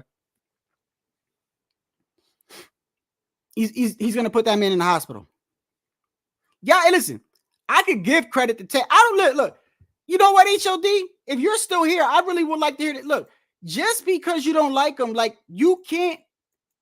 How are you gonna say like he's trash or he's not good? Like, I don't understand. Like, how where do you get that from? Where do you get that from? Like, what is it? Like, you could say he's not proven for fighting the best, but to say like skills and shit? Like, he don't fucking fight good? Like, what kind of shit is that? Of course, I have ESPN Plus, Hawker. That's how I watch my ESPN fights, all my top ranked fights. I have ESPN Plus on a subscription. Why you ask?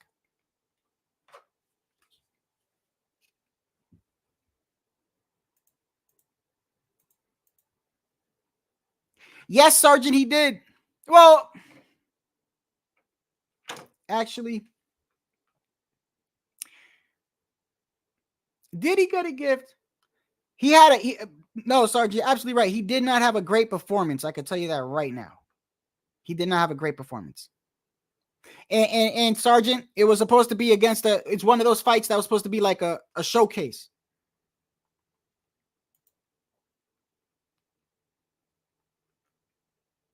Of course not. And I'm gonna tell you another reason why I feel like I'm gonna tell you another reason why I feel like that he chose him. Because in Frank Martin's last fight, he looked like he was really struggling. And it just with Tank, it just takes one shot, bro. And I don't see Tank. Somebody was talking about Frank Martin's defense, talking about he's got exceptional defense. And I'm like, what do y'all like? I think he's got okay defense. I don't know about exceptional. Exceptional is going a little bit too much, don't you think?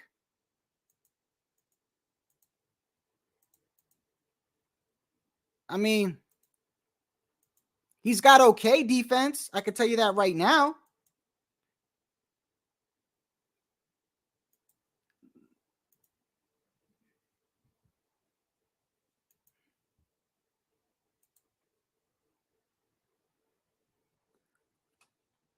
Really, to tell you the truth, all I watch is boxing, bro, on ESPN Plus. I know they got a whole bunch of. I know what they got, UFC stuff. I don't. Why, you watch the UFC too? I don't got no problem with UFC.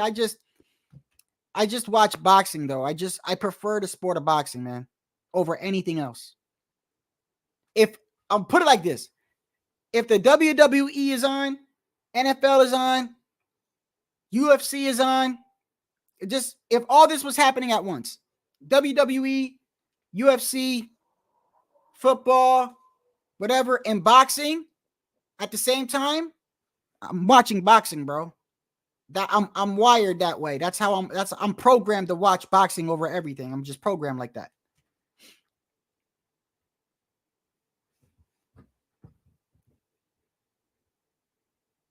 I don't know. Like, it's like I got forced to watch boxing when I was a kid. I hated boxing when I was like, I hated boxing. I hated it. My family would come over and watch it, and I'd be like, this is fucking, like, I'd be like, how do you watch this? Then I started getting into it, and now it's like, now I can't stop watching it. What the fuck? Like,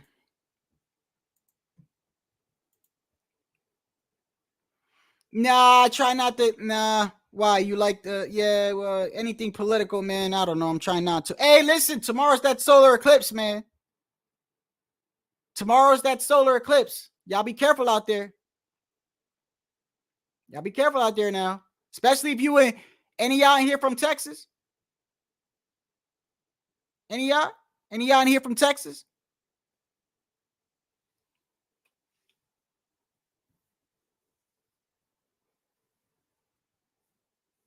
I know by me over here, the solar eclipse will be happening around 1 to 3. Around here where I live. I'm in Maryland.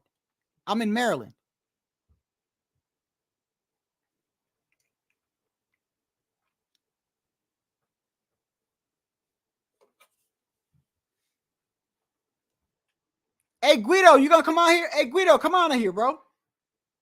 I haven't talked to you in a while. Somebody come on here, bro. Don't make me talk to myself all damn day. I'm being nice here. I'm dropping a link for y'all. Somebody come up here and talk shit. Do something. Because if not, I'm going to call it an early night, man.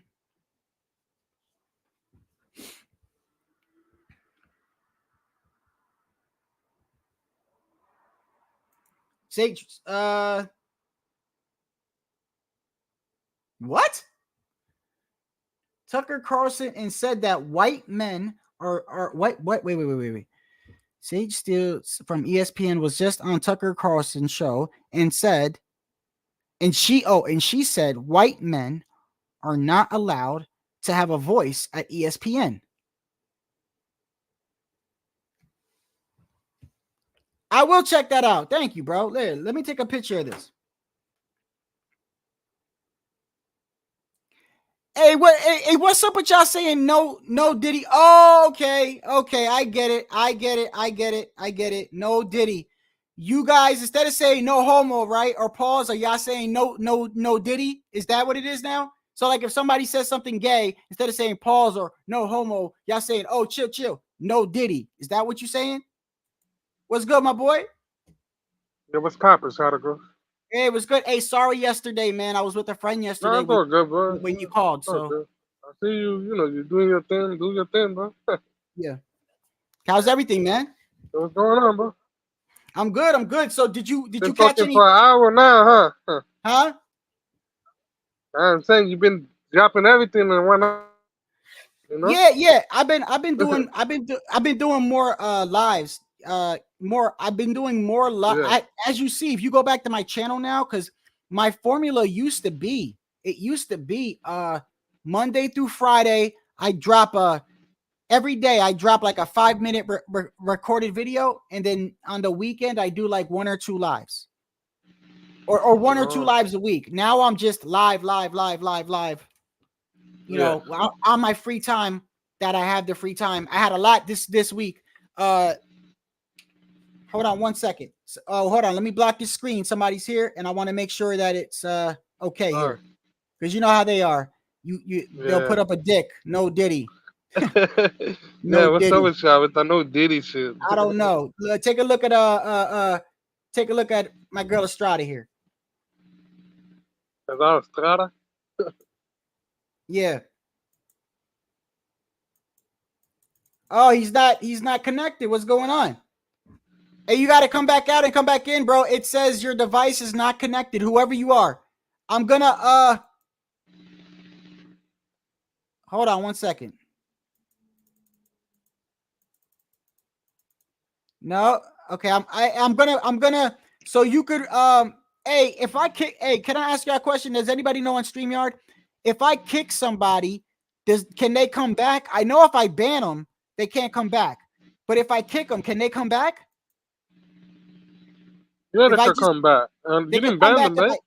No. I don't want to ban them. I just want to. There you go. He left. He was gonna try. I think he was gonna try to do something. Hey, I'm telling y'all right now, bro. I'm on my game with that shit, bro. I knew who Guido was. I knew Guido was coming. That's why I didn't block the screen. I'm telling you right now, y'all ain't gonna catch me again, bro. You're not. Yeah, man. Come on, y'all too young for that shit. That's some. Bro, let me tell you. Hey, Guido. Some of these motherfuckers are 55 years old doing this shit. Damn, bro. Y'all too grown for that shit. Like, stop it. Like, come on, man. Grown ass man doing little kids shit. Come on, man. Oh man, you know how they are, man. Hey, so hey, speak on some fights. Hey, yeah. Hey, for your shadow, man, I really wanted to talk about that fight. It really bothered me, bro. Like, that shit, bro, I can't believe it. Yeah, and you know what bothers me the most? Forget about the scorecard, right? You know when you get the feeling that your fighter's about to get robbed, you get that feeling like, oh, we're about to see a long robbery because it takes a long time. And you already know they're taking their time to see what they're going to do. So I figured that shit. I figured that, unfortunately. I'm just so getting tired of the sport of boxing. They continue to do it. We had a good momentum last weekend, bro. You know? Yeah. And when this happened, it's like, oh man, don't fuck this shit up. But good fucking fight. You know? Yeah. Oh my god, bro. I'm just frustrated, bro. Honestly, bro. Like, hey, when you called me, yeah, I know you called me yesterday because you wanted to talk about how it pissed you off. Yeah. I think you wanted to call me about the Cruz and Rolly and the Fundora. I wanted to talk to you about the last week. Man, Friday and Saturday, man, we last weekend, that Yeah. shit was banging. Well, you had Oscar Valdez stopping this guy. What's his name? Fucking Wilson. Yeah, Wilson. That was good, bro. Oh Yeah, shit, bro. that was Hey, good, bro. hey, that was a good weekend of boxing, bro. They ain't gonna catch me, Hawker. They ain't gonna do it, bro. I'm not dumb, bro. Not only that, but now when I block my screen, I go to the authenticate. Because they by the way, StreamYard updated. They updated it, I think, with their last update. Anyone that comes on the panel, the first thing that pops up is, do you want to authenticate them? So they're doing us a favor. So yeah, the trolls ain't gonna they about to, half of their jobs are gone now. You're gonna have to make some adjustments. yeah. Oh yeah. You're gonna have to make some adjustments, bro. So It's a shadow man. Yeah, did you see the whole fight yesterday though? The whole fight? Yeah, I did. Mm-hmm. Okay, so what did you think about Lemos in general? And okay, how about this? Aside from the scorecard, how did you see the fight? I had a 7-5 for Lamont. I had a 7-5. Yeah. But during the fight, he hurt him multiple times. And I was surprised. And even the judges, they gave him 8 rounds to Richardson. I'm like, what? That's the round that Richardson was hurt the most. The 8 round. And you wanted me to know. Mistaken. You wanted to know which judge. Yeah, I think it was Tim. It was Tim Cheaterson. Yeah, Cheatham, whatever the fuck his name is. And you wanted me to show his picture, so so we could see him. That dude gotta get the fuck out of our sport, the bro. Shame of right here. This is the guy that scored it. This is the guy that scored it 117, 111. Everybody, this guy right here. Make it bigger too, bro. All right, I mean, damn. I mean, wait, you want me to like put this up like somebody's gonna punch him in the face if they see him? There you go, right there. Yeah, just make it bigger, bro. Fuck that motherfucker. If you see this man, this motherfucker right here is the. Yeah, right here, get the fuck out of our sport. You piece of shit ass motherfucker, bro. You a man, yo. No integrity, no nothing, bro. I'm sorry, Shotagos, man. But this shit right here, I'll fucking bitch smack that motherfucker. Hey, bro, he lucky I wasn't in the ring side, bro. That motherfucker is a bitch, bro. Fuck you, bro. You piece of shit, bro. You still a fight a dream, bro? Bro, that's crazy, bro. He does look like he's Chris Maddox, right? Or related to Chris Maddox. Hey, no, but you know what HOD said that he made a point? When it's corruption, bro, I don't think it matters. I don't like, you know what I mean? Like when it's corruption, like what he's trying to say is like, I don't think he really saw the fight 117, 111. Like if he really saw the fight 117, 111, he shouldn't even be a judge, bro. He shouldn't even be a judge. There's no way you can even possibly get 117, 111 out that fight. It's not even possible. So obviously it's just corruption, bro. Yeah, it looks like to me that they paid him some money and he already had it in the scorecard. No matter what happened, as long as this guy had his feet, kept his feet up all the way to the 12th round, that we're gonna give it to him regardless. What happened in the fight? Mm-hmm. And bro, let me tell you, that dude was coming in. You seen the fight, right? Yeah. He was hitting him with the body shot, bro. I was like, wow. Hey, he wasn't. You know what?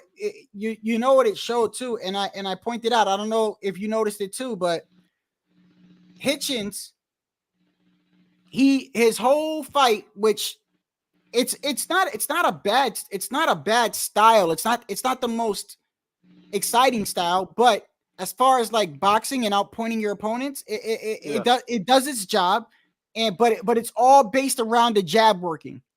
Mm-hmm. It's all based around the jab. Like his style is very well when he's keeping you on the outside of when he's throwing that jab and he's keeping you on out. Now you saw yesterday the jab wasn't able to keep Lemos away from him. Yeah. Mm-hmm. And on top of that, Lemos was the smaller guy with less reach. He was coming from 135, I heard. He was trying to get an opportunity to fight it for a better 140. That's the shit that I don't understand. They're trying to be great. But shit like this, man, that's what bothers me most, Shadow. Forget about the judges. This is the fact that they do a fighter that's really trying to challenge himself. And when you got fighters out here that don't even want to challenge themselves, bro, that shit bothers Yeah, me, bro. Like, yeah, you're gonna really, and yeah, this guy brings excitement. Just think about this for a minute. The guy brings excitement to 140, dog. You know, yeah, think about it. yeah, Him and Cruz, him and Matias, and fucking yeah. him and Tio, whoever, or Tank. Right. You know, he brings Yeah, excitement, and we need fighters like that. And then you're yeah. gonna do this shit to him over Richardson? What the fuck, Richardson? I mean, Richardson doesn't bring that much excitement to them. And No, top of that, you yeah, got a guy from that's my Argentina. point. That's my point. Yeah, And that's my point. Like he's not. It's not the most yeah, exciting style. It gets the job done, but it's all based around yeah, his jab. His jab. And if his jab yeah, is yeah, not yeah, working, if his jab is not yeah. working, you saw what happened. He panics, bro. And look, and this is Because he's crazy a because I distant keep fighter. He's the counter puncher right. type of He's a fighter. distance Yeah, right. He's yeah, he's a yeah. distance. Keep your distance fighter, right? Mm-hmm. This Keep dude the jab was like moving, move your right. leg. Yeah, type of This fighter. dude was way smaller than him and had way less reach and was able to get in multiple times and hurt Hitchins Yep. multiple times in the fight. Hey, shout out. I think it was the 4th round where I Yeah. said to myself, "Oh shit, this would be the round he might go." But that's another thing too, the clinching, bro. He Yeah. The didn't get no clinching. warning for no clinching at all in the fucking fight, bro. That shit was frustrating to watch. No Yeah. warnings, no nothing, bro. Mm-hmm. Even Woolley got a warning. For them people. Yeah. Oh, yeah. It's it's bad when you got Rolly holding, bro. Oh my I mean, god, I can't. no. Let me take that back because when Rolly fought Yigit, he was doing a lot of holding. But what I mean is, Rolly's usually like the bully. You know what I mean? Trying to be the bully. He got bullied. He was holding and on his back foot. You know what I mean? Man, bro, I was like, man, I feel bad for him, bro. You know the whole. I was watching the Spanish ESPN, Yeah. and they fucking pissed off. You talking about fighters from Mexico, Argentina? They fucking pissed. What happened? Yeah. They were like, oh, le robaron la pelea, which is mean they robbed the fight from this guy. They stole the glory from him. You know? I'm like, damn. Did you see? Did you And you see? got Argentina and Mexico backing you up? Damn. Hey! Did you see the interview of Hitchins after the fight? Oh yeah, I seen it. There was one. There was one where he's in the back. He's in the he's in the back. He's got his gloves off. He's got everything off. He's sitting down on the couch in the back, right? And his team is right next to him. And what's crazy is prior to the fight, he's mentioning Devin Haney, Matias, and all them, right? And after the fight, he ain't mentioned them not one time, bro. In fact, he said, yeah, I think I need another fight. I think I need another fight. Yeah, you damn right you do. You need another. Oh, he one knows he lost. That's why. Even his right, corner knows he was losing the fight, bro. Even by the 10th and 11th round, they said, let your hands go. You know, they were telling him, bro, you're losing the fight. You gotta let your hands go. Bring that dog out. You know. Yeah. You know, he wasn't like trying to listen, and he wasn't even trying to fight the last round either. In the last 12 rounds. So it just, I don't know, bro. He lost, bro.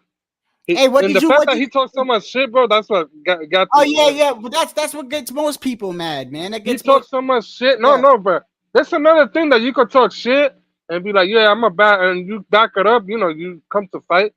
But when you talk shit, right, bro, and you start running like that, nah, bro, that's unacceptable.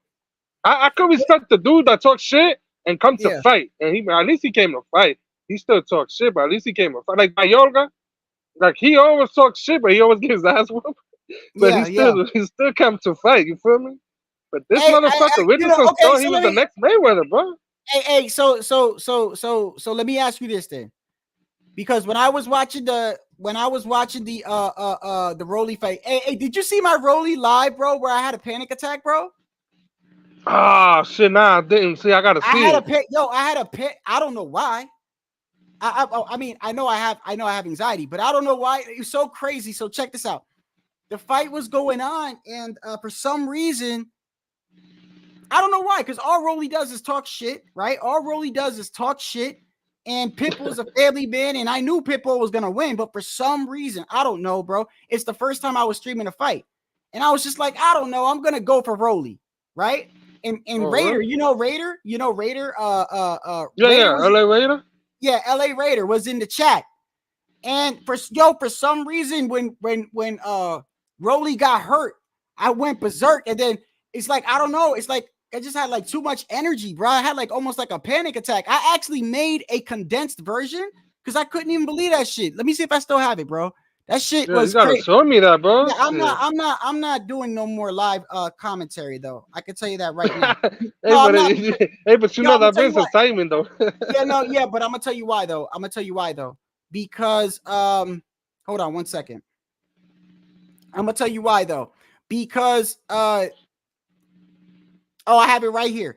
Because, bro, I don't understand why people do those live shows about the fight. Like, okay, you can't show the fight, bro.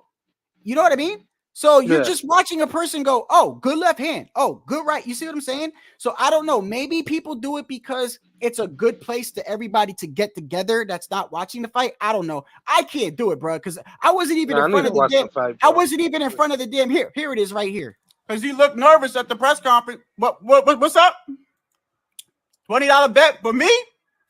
Nah. I'm not stupid, bro.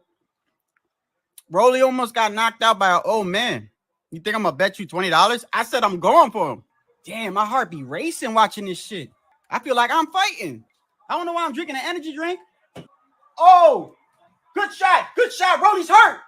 Rolly's down, shit. Rolly's about to go down. Rolly's hurt. He's done, bro. He's done. He got no legs. Rolly's done, bro. Oh man. He's back. Oh shit. Yo, Rolly's in bad shape, bro. Right hand by Rolly, but it's not hurting him, bro. It's not hurting him. Rolly's hurt. Rolly's hurt. Rolly's hurt. Oh, Rolly's about to get knocked out. Oh shit, Rolly's in trouble. Oh, stop the fight, bro. Rolly's getting fucked up. Oh, uppercut by stop the fight, bro. Stop the fight. He's letting the fight go, bro. Stop the fight. Oh my goodness, bro. He took like 10 straight. Oh my god. Oh my goodness, bro. That's 1, 2, 4, 5, 6, 7, 8. No, okay, missed that one. 10 straight unanswered power shots, bro, to the face. Oh my goodness, bro. That jab even hurt him, bro. Oh, my heart's beating, bro. Oh, right here. He's hurt. That's it. It's over. Had a damn panic attack, bro. Hey. Yeah. You know? Yeah, I can hear you. Hey, I be like that too, bro. I be like, yeah, that motherfucker got fucked up. That's good for you, bitch. But you're passionate about the sport, you know? Yeah, but I don't like it because it's like, bro, like, how can you enjoy that? Like, I mean, even if I sit in front of the camera and I'm like, good left hand, good right hand, you're not seeing the fight. So I just don't understand. I just like the reaction of I did that one time. Well, I don't think I'm gonna be doing that a lot because that's all I'm gonna be doing. Just do the reaction. You don't gotta just do that one jab or one. Just do like when you're back. Iceman was there. I remember Iceman was there too. Yeah, and Raider kept. And you saw the fight? Yeah. Oh no, he was in the chat with me. It was. So he didn't see the fight. He just saw you commenting. I don't know, but he said I know he was there. But I know Raider kept trying to get me to bet money that Rolly was gonna win. I'm like, bro, I ain't stupid, bro. Like Rolly almost got beat by old man. Like nah. Yo, even that old man deserves an opportunity, bro. I'm not even joking. That old man, what's his name? Fuck. Babos? I forgot his name, the Venezuelan guy. I think he just won by knockout in January. He had an upset win. Yeah, he did. He did. He fought on the undercard of Virgil Ortiz. Yeah, yes, he did. Yeah. I was like, yo, that old man he could still. I mean, shit. I would like somebody to give him an opportunity too, bro. Shit, there's a lot of good fights to be made, you know. Yeah. Hey, but hey, Shadowcross, hey man, but that was entertainment though. That's it. Every boxing fans feel like that, you know. Yeah. Hey, boxing with Frank Bay. Hey, man, I caught your Yo, I was gonna hop on your live when I saw you the other day, bro, because you always come over here, man. I was gonna hop on your live, man, but I was outside when I saw it, bro. If I catch anybody that like, be showing me love and shit, man, I'll be trying to go to their channel, man. It's just a lot of people. I think we have a different, a lot of us got a different time zone, I think. Like I know D Style and G Funky and them, they're like hours away from me, in time, So, but I try to like show up and shit. Southpaw was on the panel, my last live. You hear me, Guido? Guido, did you fall off? Yeah, hello? Yeah, you good? You hear me? Yeah, I hear you. You good? Yeah, I'm good. Oh, okay. Yeah, why? What's up? No, I said Southpaw came on my last live. He was here. It was kind of funny because I thought he was gonna like do some old crazy fuck Mexicans type shit, but he didn't. Oh shit. No, he actually came on and he just expressed why he feels like Canelo's career is the way that it is. By the way, a lot of people in my chat, like I would say, like Tycho, I've tried to talk to him numerous times. He just thinks that he's scared of David. Scared of David. That's what he thinks. If people, that's what do you think? What do you think, Canelo? You think Canelo's scared of David? Who, Canelo? Oh, yeah. Man. I don't know what's going on, but I think I don't think Canelo. I think Canelo's trying to milk this shit, bro. He's trying to get all the money he can. Yeah. I don't really know. I don't really know if I could say he's scared, but he's not looking. I mean, I don't know what Canelo's trying to do. Is he trying to get the most money he can to because he sees David Benavidez as a threat? I don't know. Let me what I'm saying? Yeah, let me ask you this, Guido. Let me ask you this, and I want you to be completely honest here. Yeah. You know damn well it doesn't make any sense if you say, if I say, man, Guido brings nothing to the table. Like, what the fuck does he bring? And then in my very next sentence, I'm like, well, I mean, if somebody puts up $150 or $200 million, I'll fight him tomorrow. Yeah. Like, you see what I'm saying? So he saying? sees him like a high threat. Yeah. Yeah, like a triple threat. Right. But right before he says, now I think to be fair, I think he's just throwing out numbers as an example. I think people took it too literally. He made it a point to say, okay, Samson Lukowicz earlier that week came out and said that they were going to give $55 million or whatever. I don't know. Right. So he made it a point to say, hey, first off, nobody gave me an offer. Okay. And we didn't give, because people were also going around saying that, Canelo and them offered David Benavidez $5 million and he refused it, right? So Canelo made it a point. He's like, first of all, none of that is true, right? And this is why I believe Canelo, because he even denied something that would have made him look good. Like he could have said, yeah, no, we did offer him $5 million and he denied it. No, he didn't. He said, no, we didn't offer him nothing. They didn't offer me $55 million. They didn't do none of that. But then he says, but even if it was 55, that money that they're talking about, like I could make that with anybody. That's what he says, right? And then you saw it. They said he's like, all he brings is 25 pounds extra on fight night. And then they're like, do you think it's like could be the major fight or like the number one fight? He goes, maybe. But then where the issue is where he goes, he brings nothing to the fight, but then a sentence later, he's like, but if somebody wants to pay $150, $200 million, I'll fight him tomorrow. That just didn't make sense with me. But I'll tell you what I did agree with everything that he said was the ending. The ending of where he says, no matter what I do, it's not good enough. Like you guys said I was scared to fight Triple G. I fought Triple G. I fought him 3 times, At 168, I fought all the champions. People said Caleb Plant was going to beat me. I fought Caleb Plant, right? And so Danny Jacobs, remember? And they say he's going to duck Danny Jacobs. And this is where I get into it with some people, because some people come on here and they say things like, oh, well, he cherry picked 168, the champions. Well, you can't cherry pick champions, bro. These dudes are champions. They were in their prime. I don't care if they're white, black, Chinese, wherever. And when they say he fought Europe bums and shit like right, that. Right. And Andre Ward even said, you know, oh, he's got a lot of Europeans on his records. And like, I can't believe of all people, Andre Ward is going to actually talk about having Europeans on his record because that's what he has on his record. You know, a lot of guys from you're like, I don't think it matters wherever you're from, bro. So, but anyway, like you can't cherry pick a whole damn division with champions. But here goes the issue that I have with a lot of people is because when they try to shame Canelo, right? I'm like, bro, hold on a second, bro. Hold on a second. And this is just the truth. The people that they try to shame him with, if you take his tune-up, Canelo's tune-up, right? Which, by the way, are mandatories. And here goes the irony about it.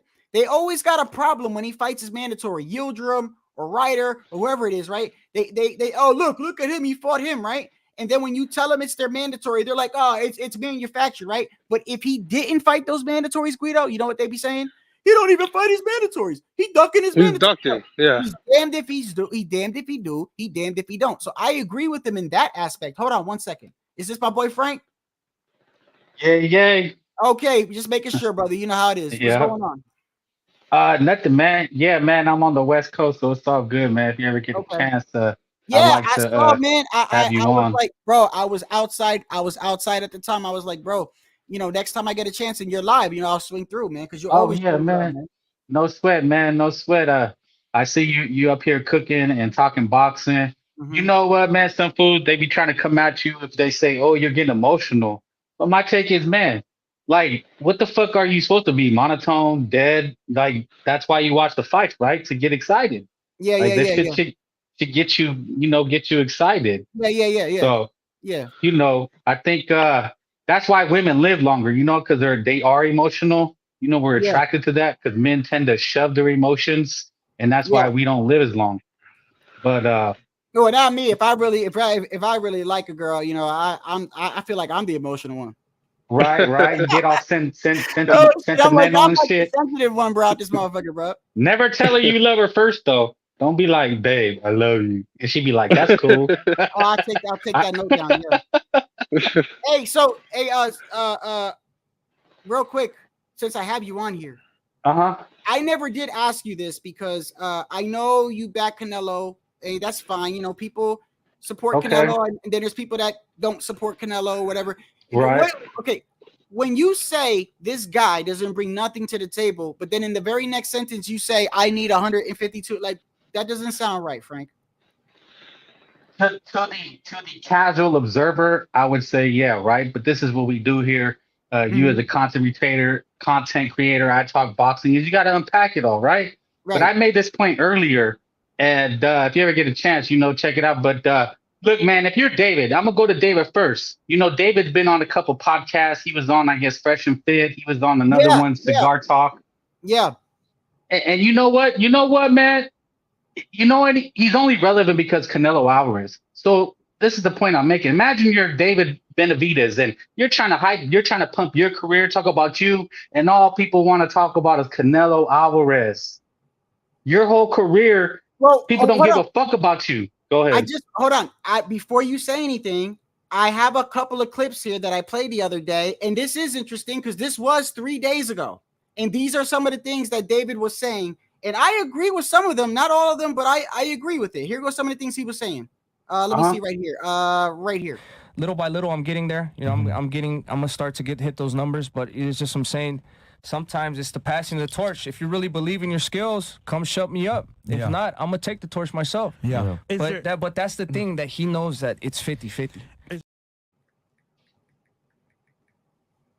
Right here, Strawberry goes, if any other fighter kept denying they'd strip their belt, why hasn't Canelo been stripped? Ooh. So because the sanctioning fee, that 3% off of that, they all get 3%. That 3% off that 40 mil, who else does that? Where else are they gonna get that money at? So Canelo's promising that he'll fight me or he'll fight whoever after, but he never does.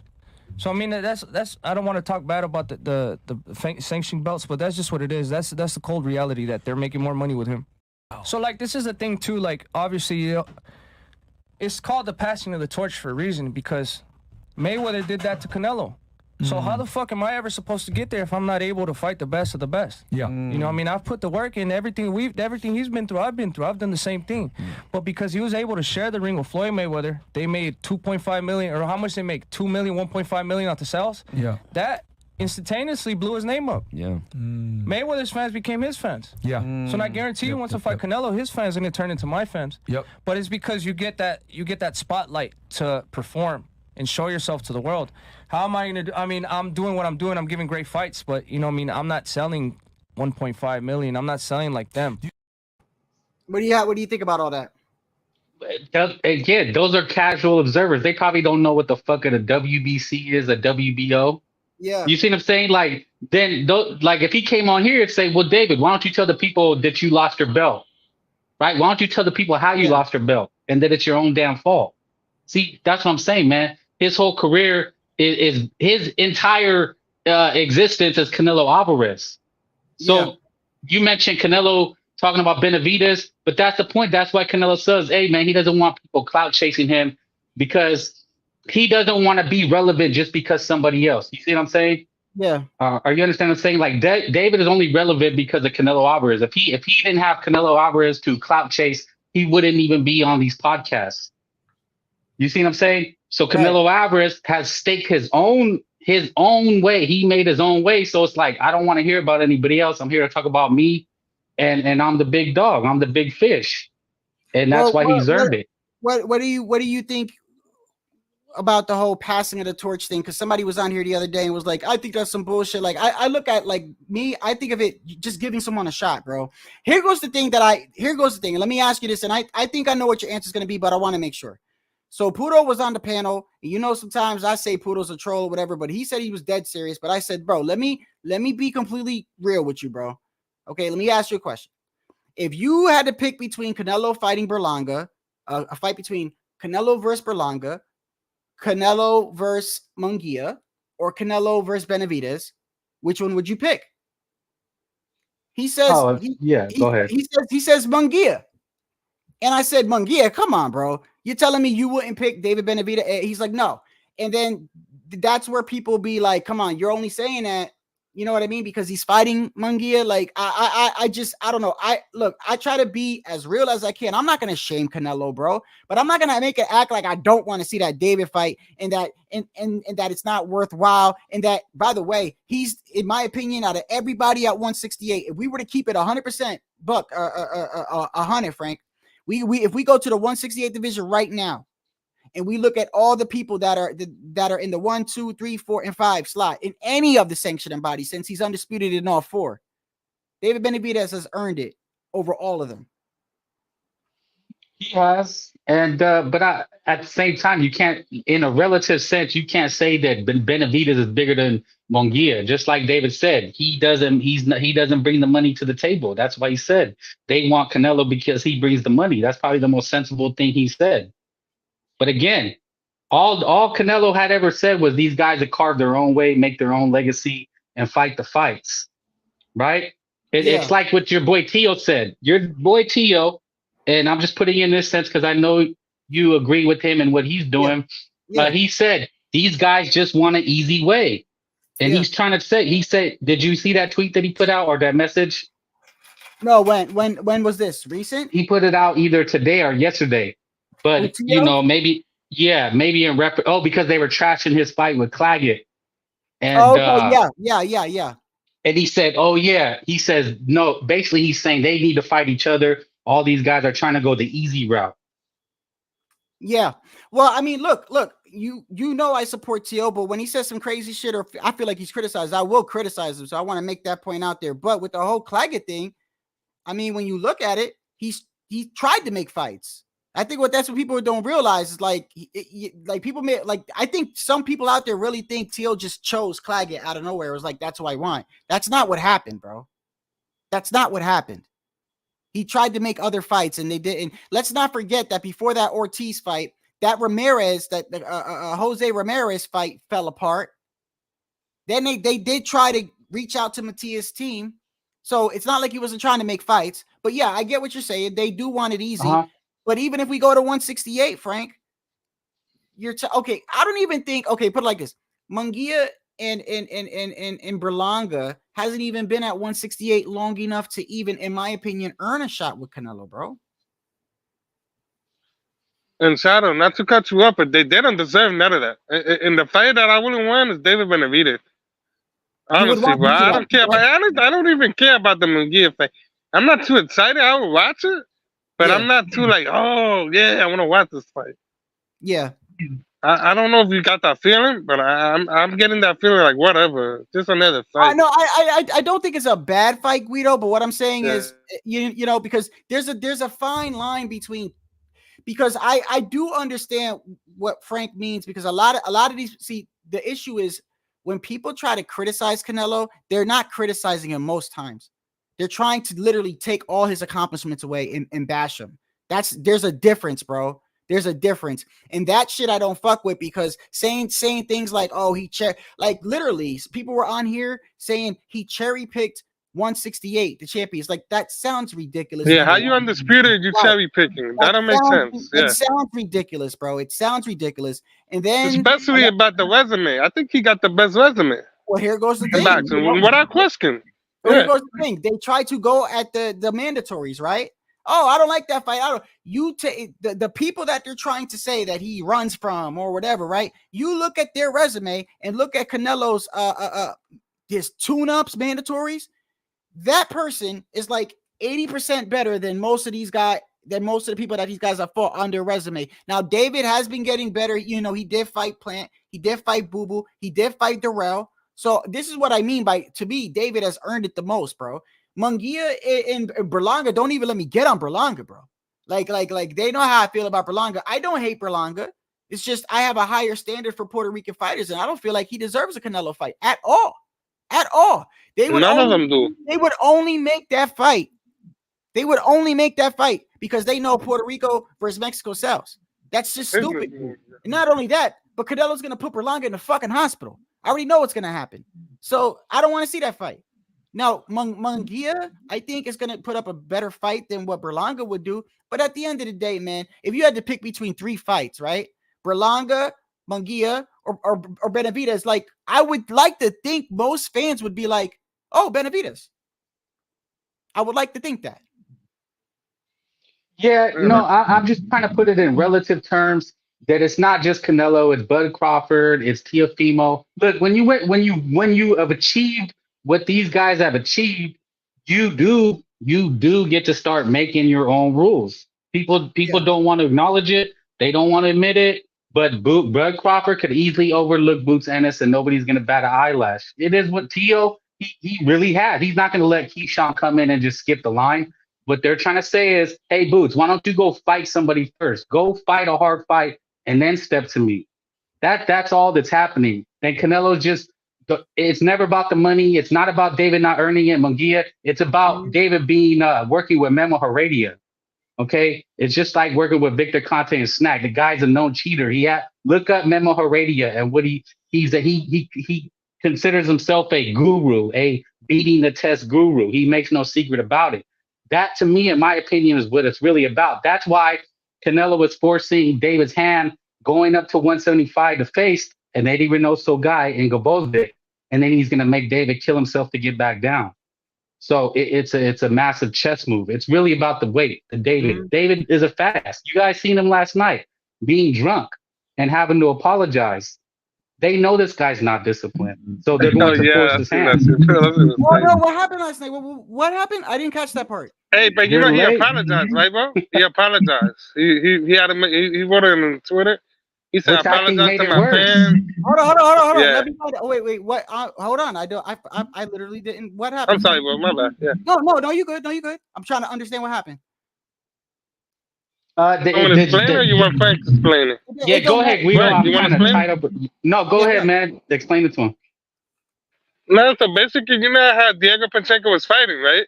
Yeah. Last night in the undercard. And, you know, he had a hard time last night. They interviewed David Benavidez while he was drunk.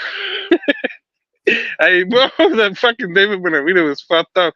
He was like, hey, Chris Manners tells him, hey, what you think Diego has to do to stop the movement of this guy, whatever?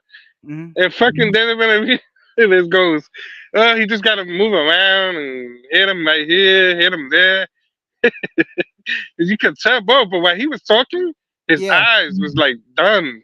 Oh, he was. You know how somebody's drunk, their eyes are moving? Yeah, and they look like they're about to sleep? Yeah. I was like, damn, bro, what the fuck? And he was just fucked up with his words. Yeah. He was like, real fucked up. I was like, damn. He was intoxicated. He was intoxicated. Like a little more than that, just to be fair. He was like this. Look, he was like, how can I put like, yeah, you know, he has to move and he has to attack the body. And I thought I got scared. I thought this guy's punch drunk. I was like, damn, I hope David Benavidez is not punch drunk. But then I was like, oh, he must be drunk, you know? Yeah. And the way really like he was out of it, you know? So Frank, you think he was more? Yeah, they got an interview. You can look it up on YouTube. Go check it out. Let me. Okay, while you guys are talking, let me find out. I don't want. I'm not gonna talk what I received. You know what I'm saying, bro? Yeah, one eye was going this way, the other was going that way. His speech was slurred. I don't want to say he was doing drugs. I'm not going to slander him, but considering your past behavior, it's probably not a good look to be in the public eye and be looking like that and talking like that. And then you know what makes it worse? He made an apology. Like, to me, you look fake. Like you realize you fucked up. Just say, yeah, I was out. I had some drinks. I was having fun. But when you kind of try to apologize for it, then it makes it look like, oh yeah, you know how people view you from your past. So you're kind of basically self-admitting that you still get fucked up. That's my take. I mean, okay. I could be wrong. Well, first off, hey, what is it? What is the word, Frank? For when I show somebody shit, I'm not fair use or something like that. This is fair usage. For educational purposes. For educational purposes, this does not belong to me. This is FightHype.com. Go subscribe to FightHype.com.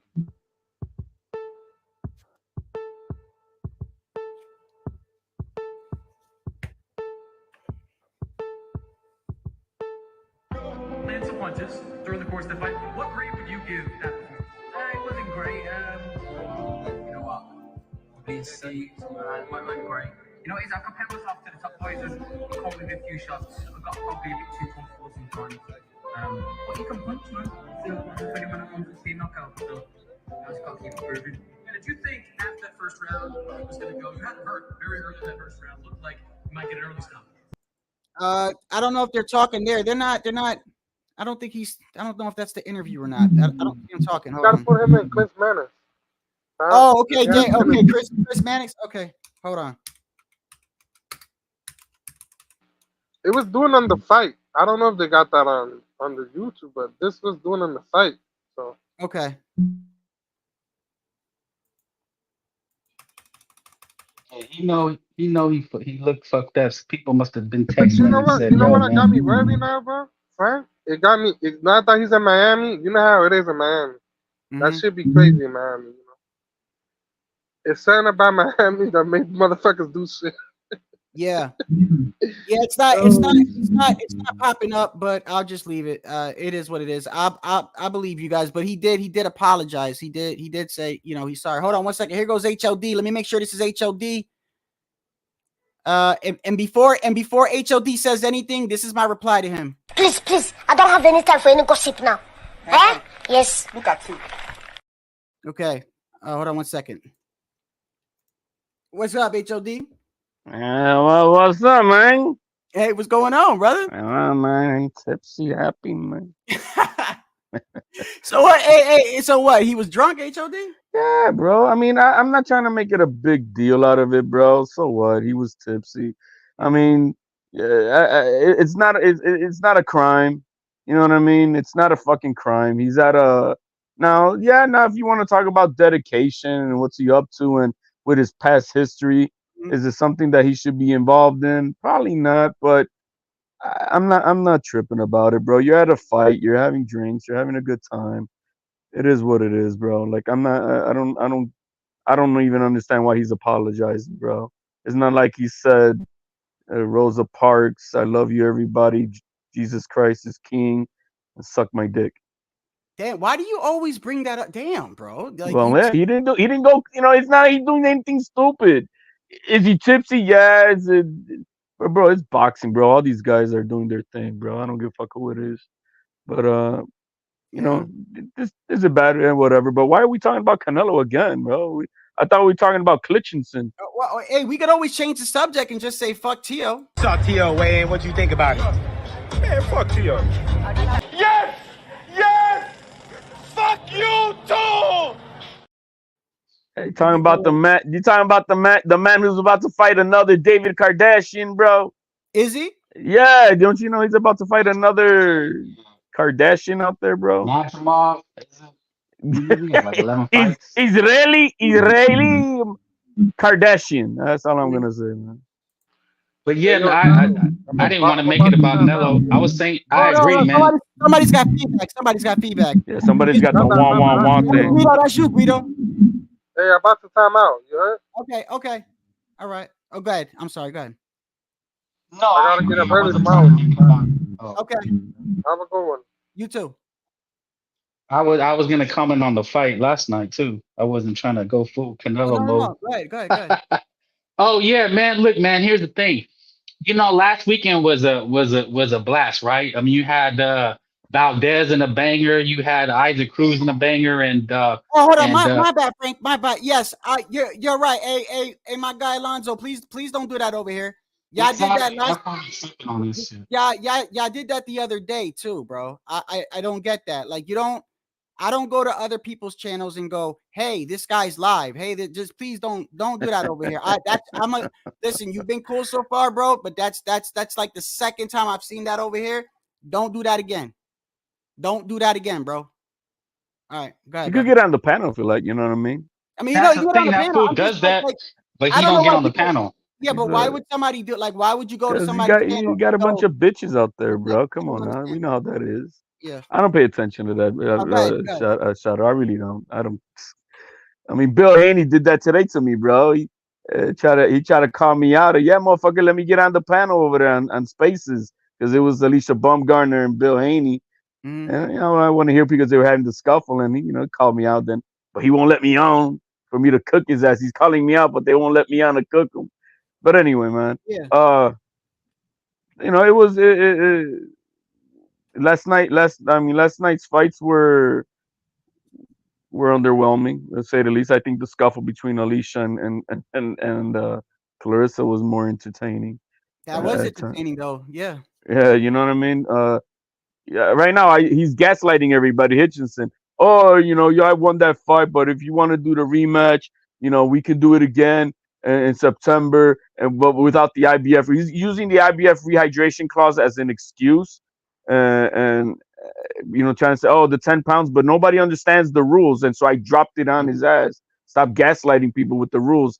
The 10 pounds rehydration clause that the IBF has is that we weigh in today. Let's say we weigh in today at 9, and tomorrow's fight night. Tomorrow morning, between 8 and 10 o'clock in the morning, we weigh at whatever day the promoters decide to schedule to weigh in again. They have to weigh in again about 24 hours later. You cannot weigh over 10 pounds. But once you weigh in then after that, you could hydrate to whatever you want, which is another 12 to 16 hours of rehydration time, in which you could do whatever the fuck you want. So he's exaggerating this 10 pounds. Like, the next day weigh-in is like 3 hours before the fight. No, man, it's 12 to 16 hours before the fight. So I mean, he lost the fight, man. That's my opinion. I think he lost it by 2 rounds. I'm not sure if he broke Devin Haney's record, but yeah, he was definitely clinching like a motherfucker, bro. He's Punchy. Are you talking, Frank? I don't know if Frank is talking. Oh, I'm sorry. Yeah, I was saying it was more than there's tying up, there's clinching, and then there's holding where you reach out. Like I know they showed Devin Haney the first Cambosos fight, like he's literally bending at the waist and like trying to, blow the guy with like reaching out his arms. Hitchins was tying him up against the ropes, bro. Yeah. You know what I mean? That's he's holding the guy against the ropes. I'm like, what the fuck? I mean, and we seen the week before. That's what I was saying. We seen the week before that guy Mark Taylor took a point and off of Rolly, and he wasn't even that bad. Rolly was tying up. I don't think he was excessively holding. He was tying him up, And then the guy said had enough. That guy didn't give a warning. He didn't even warn him like, "Hey, I'm watching you." Like it was bullshit. Mm-hmm. Yeah, this guy's not ready, man. They could put him. They could feed Hitchins to Matias on the same night he fights Paro. So maybe we could get maybe 8 rounds between the two guys. Because that's what's gonna happen with that kid. That kid is not the goods. He's not the goods. Well, I mean, you notice how he wasn't naming nobody after his loss. Before that, he's mentioning Devin. He's mentioning. I mean, I get it. But you know what though? If you're in denial, bro, your team. I feel like your team shouldn't let you do an interview, bro.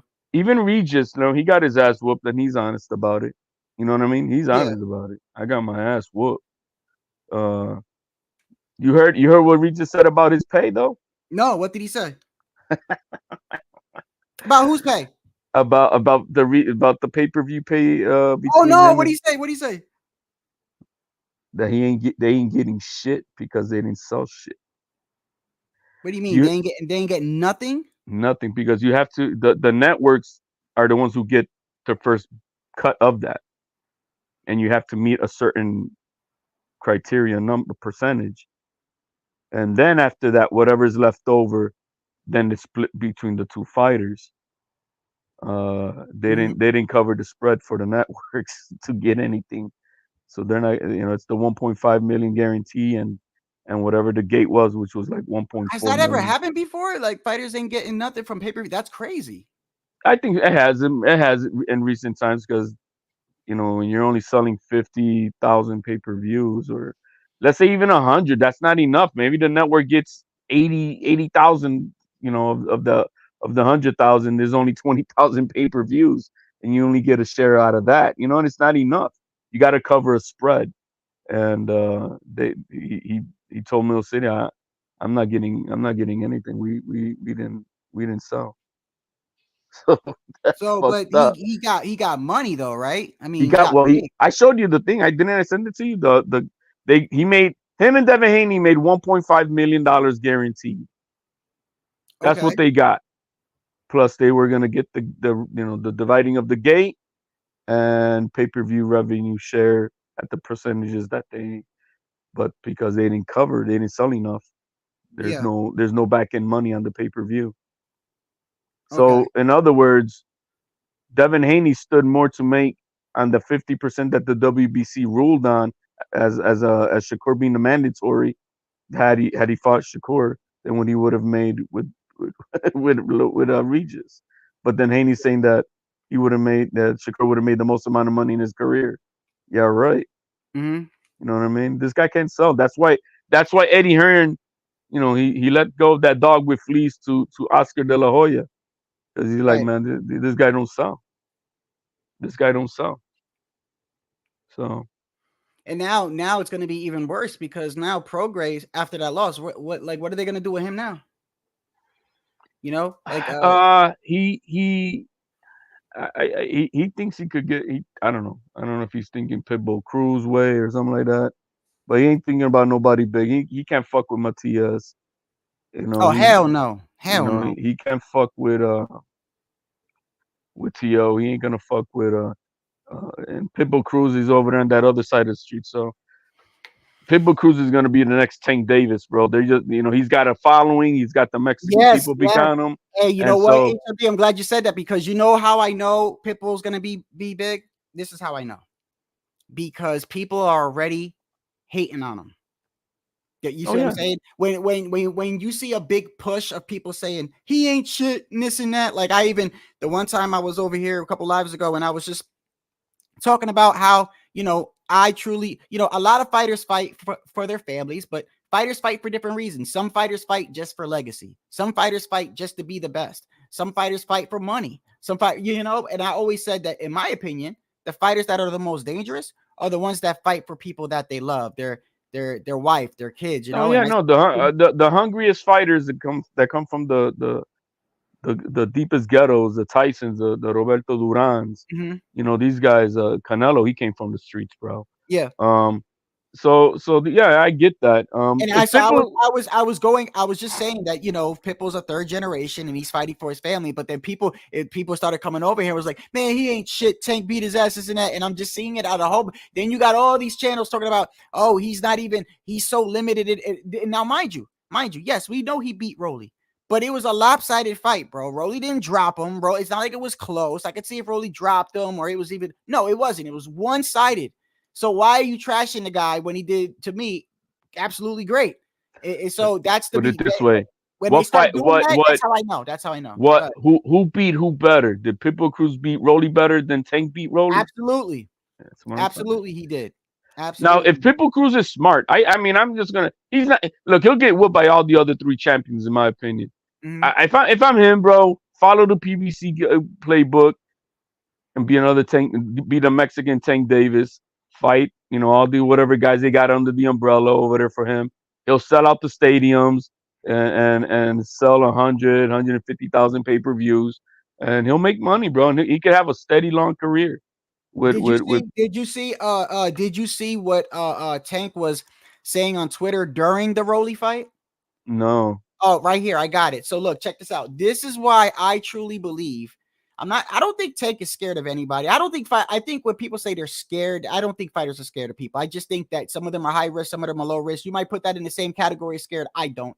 But I don't think he wants to fight Pitbull again, right? So look, before the fight, Tank fought both of them, alluding to what you said. And I've always brought up in interviews, I've always brought up that Tank has this interview where they're interviewing him and they're like, who hits harder, Rolly or Pitbull? And he's like, oh, Rolly by far. He said it inside the interview, right? And they're like, well, wait a second. He didn't even hit you. Like, he didn't even catch you clean. He's like, no, I felt it. I could feel it, like his force when I block, right? So anyway, right before Pitbull and Rolly fight, Tank is on Twitter.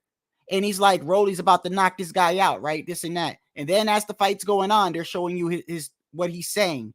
And then afterwards, when Rolly gets knocked out, instead of him saying, oh, I was wrong, he says, oh, look at Cruz's face, like saying Rolly pieced up his face. Look, it's right here. This is in order.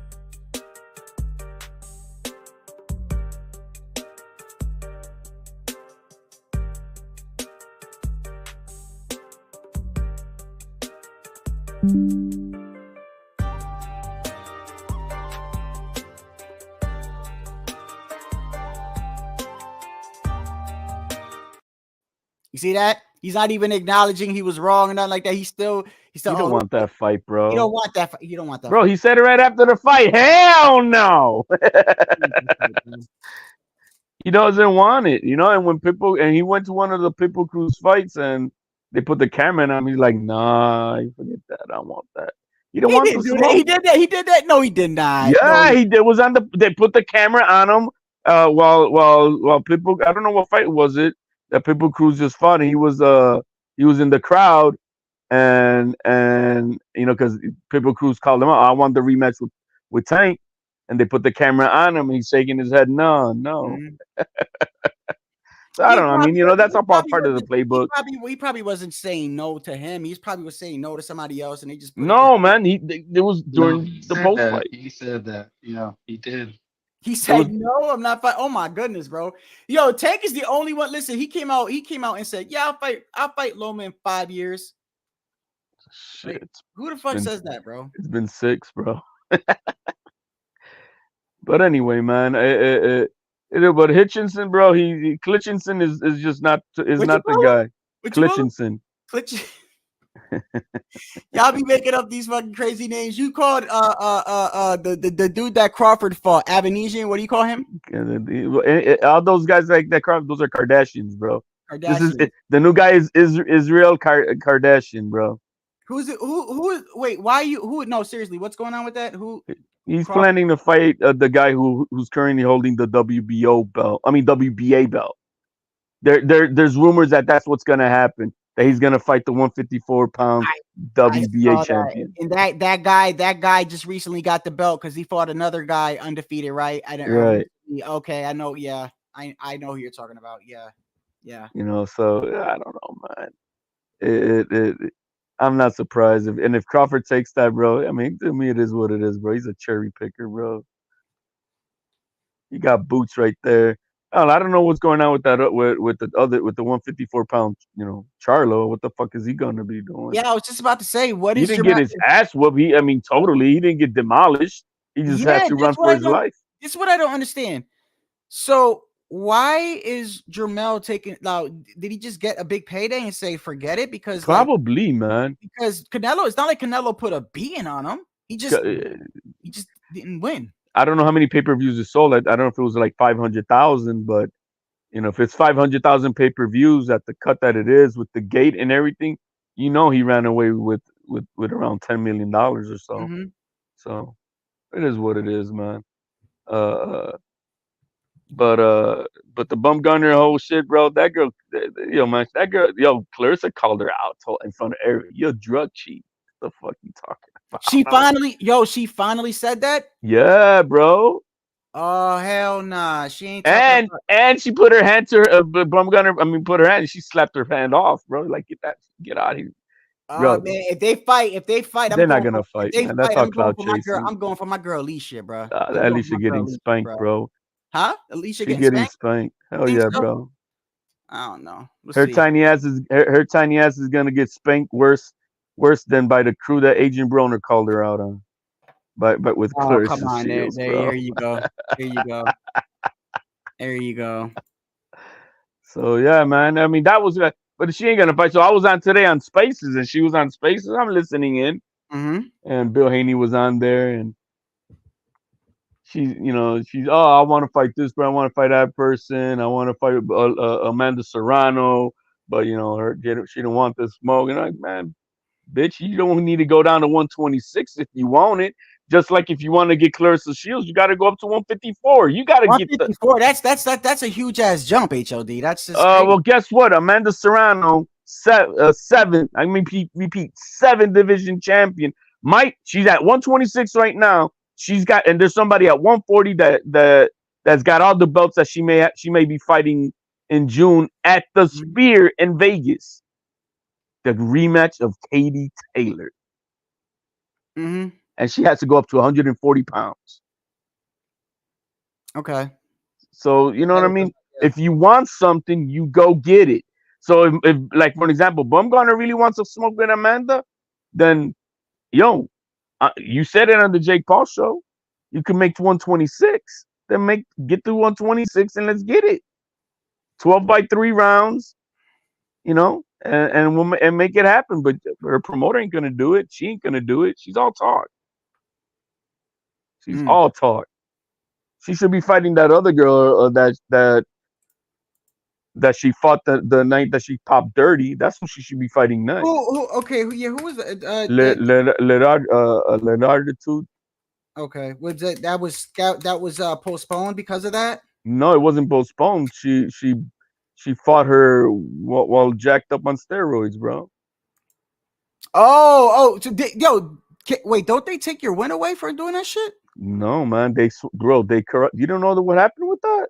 No, I never. They swept that all under the rug, bro. No, that's what. Obviously, because I thought she got randomly popped. She got popped 2 days before the fight. See, this is where the corruption comes in. It's the commissioner's job of the state, I think, of Michigan, that needs to come down with the adjudication of the ruling of what they're gonna do. They let this go on for 6 months. The WBC, Mauricio Suleiman, covered for her ass and said, yes, she popped dirty, but we do not believe that she intentionally ingested the steroids. So that because we cannot prove that she intentionally took it, we are not going to strip her of her belts. And they just gave her like a 6-month suspension little thing, and that's it. She didn't get stripped. She didn't get nothing. No penalty. No nothing, bro. That's crazy, bro. That's like saying she, yeah, I got pregnant, but you can't prove that I fucked. So you can't prove I was with him. You can't. Yeah. So it was immaculate ingestion of steroids. Right. Instead of immaculate conception, it's the immaculate ingestion. I never understood. Even I've seen UFC fighters do that too. When they get popped, they're like, I have no idea. It must have been in my juice or something. I have no idea. Like, bro, the stuff she took, it's been banned in the United States forever. You can only get it overseas. Here in the States, it's only an underground lab steroid. And you saw how Tony Harrison even tried to clean that shit up.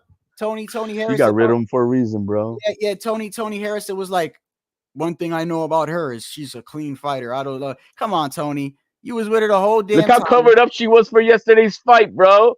She was so covered up. She didn't want to show her decreased size of vascularity that she had. She ain't gonna. I saw what you was talking about, bro. I saw her training. I think Fight Hype showed a couple clips of her training with Bill Haney, and she's running back and forth, picking up like doing the same shit that Devin does, running back and forth the cones and shit. Yeah, and right. then I saw her body. I was looking at her, and she just doesn't look like how she was, bro. No, she doesn't look like She-Hulk anymore. Nah, yeah. I was looking at her. She looked like she looks like a fit woman though. She ain't. No, she's definitely fit. She's not She-Hulk fit. Right, and that's why I'm not on board with Clarissa Shields on a lot of shit. She says a lot of side shit that it's kind of stupid, but but I love that she like, bro. One thing, I'm not a cheat, bro. She was up in her ass to the point that Bumgarner didn't even want to look at her. She couldn't even. She started talking to the cameras and to the people. And you know what's crazy too, HOD? The last couple times they bumped into each other. One was on the plane. One was in like both times. Clarissa was kind of chill. She was like, hey, more the respectful one. And this time she's like talking mad shit, bro. I think she let it rip, bro. Yeah. I like it, bro. Now that you break it down like that, yeah, she's beaten. Yeah, I guess. No, Clarissa will beat that little tiny ass point blank, bro. She's just too much of a woman, bro. She's just too much of a woman. What about Clarissa versus Keith Thurman? No, bro. Any bro, you and I could beat Clarissa's ass. Nah. Tycho said me and Tycho came to the conclusion that if Clarissa Shields was gonna fight Keith Thurman, he would pull out due to an injury prior to the fight. Oh, pull out? You mean pull out during the fight, not pull out? Yeah, he probably no. He'd pull out. He'd actually have another fucking injury during training camp. Pull out. Oh, okay. I thought you meant pull out. You mean the after party that they may have. That's where your mind goes every fucking time. Yeah. Guys, that's the only reason why she's trying to hook up with her. To do that fight. She has a crush on Thurman, bro. You really think so? Yeah, bro. There's nothing else to it. I don't know, Clarissa. I don't know. I think she just doesn't. I think I'm not gonna say it like I don't. I think Clarissa low key is doesn't like Keith because he's like light skinned and shit. Like she's very clear, which is fine. I think she's just very vocal on the type of people that she likes. That's all. That makes sense. Nah, man. She likes Keith Thurman. She wants some of that. She wants some of that. She wants some of that sausage, bro. Okay. Hey, so hold on before you get out of here. We got the upcoming fights. I mean, we don't really have anything that I'm seeing right here. We got McCaskill and Hobson. I can never say that name right, but Devin. I'm hoping that girl beats the shit out of McCaskill. Yeah. And sends her into retirement. Okay, well, we'll see. And so the 20, we're not too far away with Devin and Ryan, man. And yo, I gotta admit, Devin does look like he's in the best shape I've ever seen him, bro. As far as like the best, Devin's always in shape, bro. What I mean is like he's always in shape, but as far as technique and everything looking, I know we were breaking down the stuff that he still does, sloppy and stuff like that, but you could tell they're working on a lot of shit, bro. They're working on a lot of shit. And obviously they have to, because I think and the crazy thing is I'm not seeing that much training with Ryan, and the little training that they show is him actually trolling.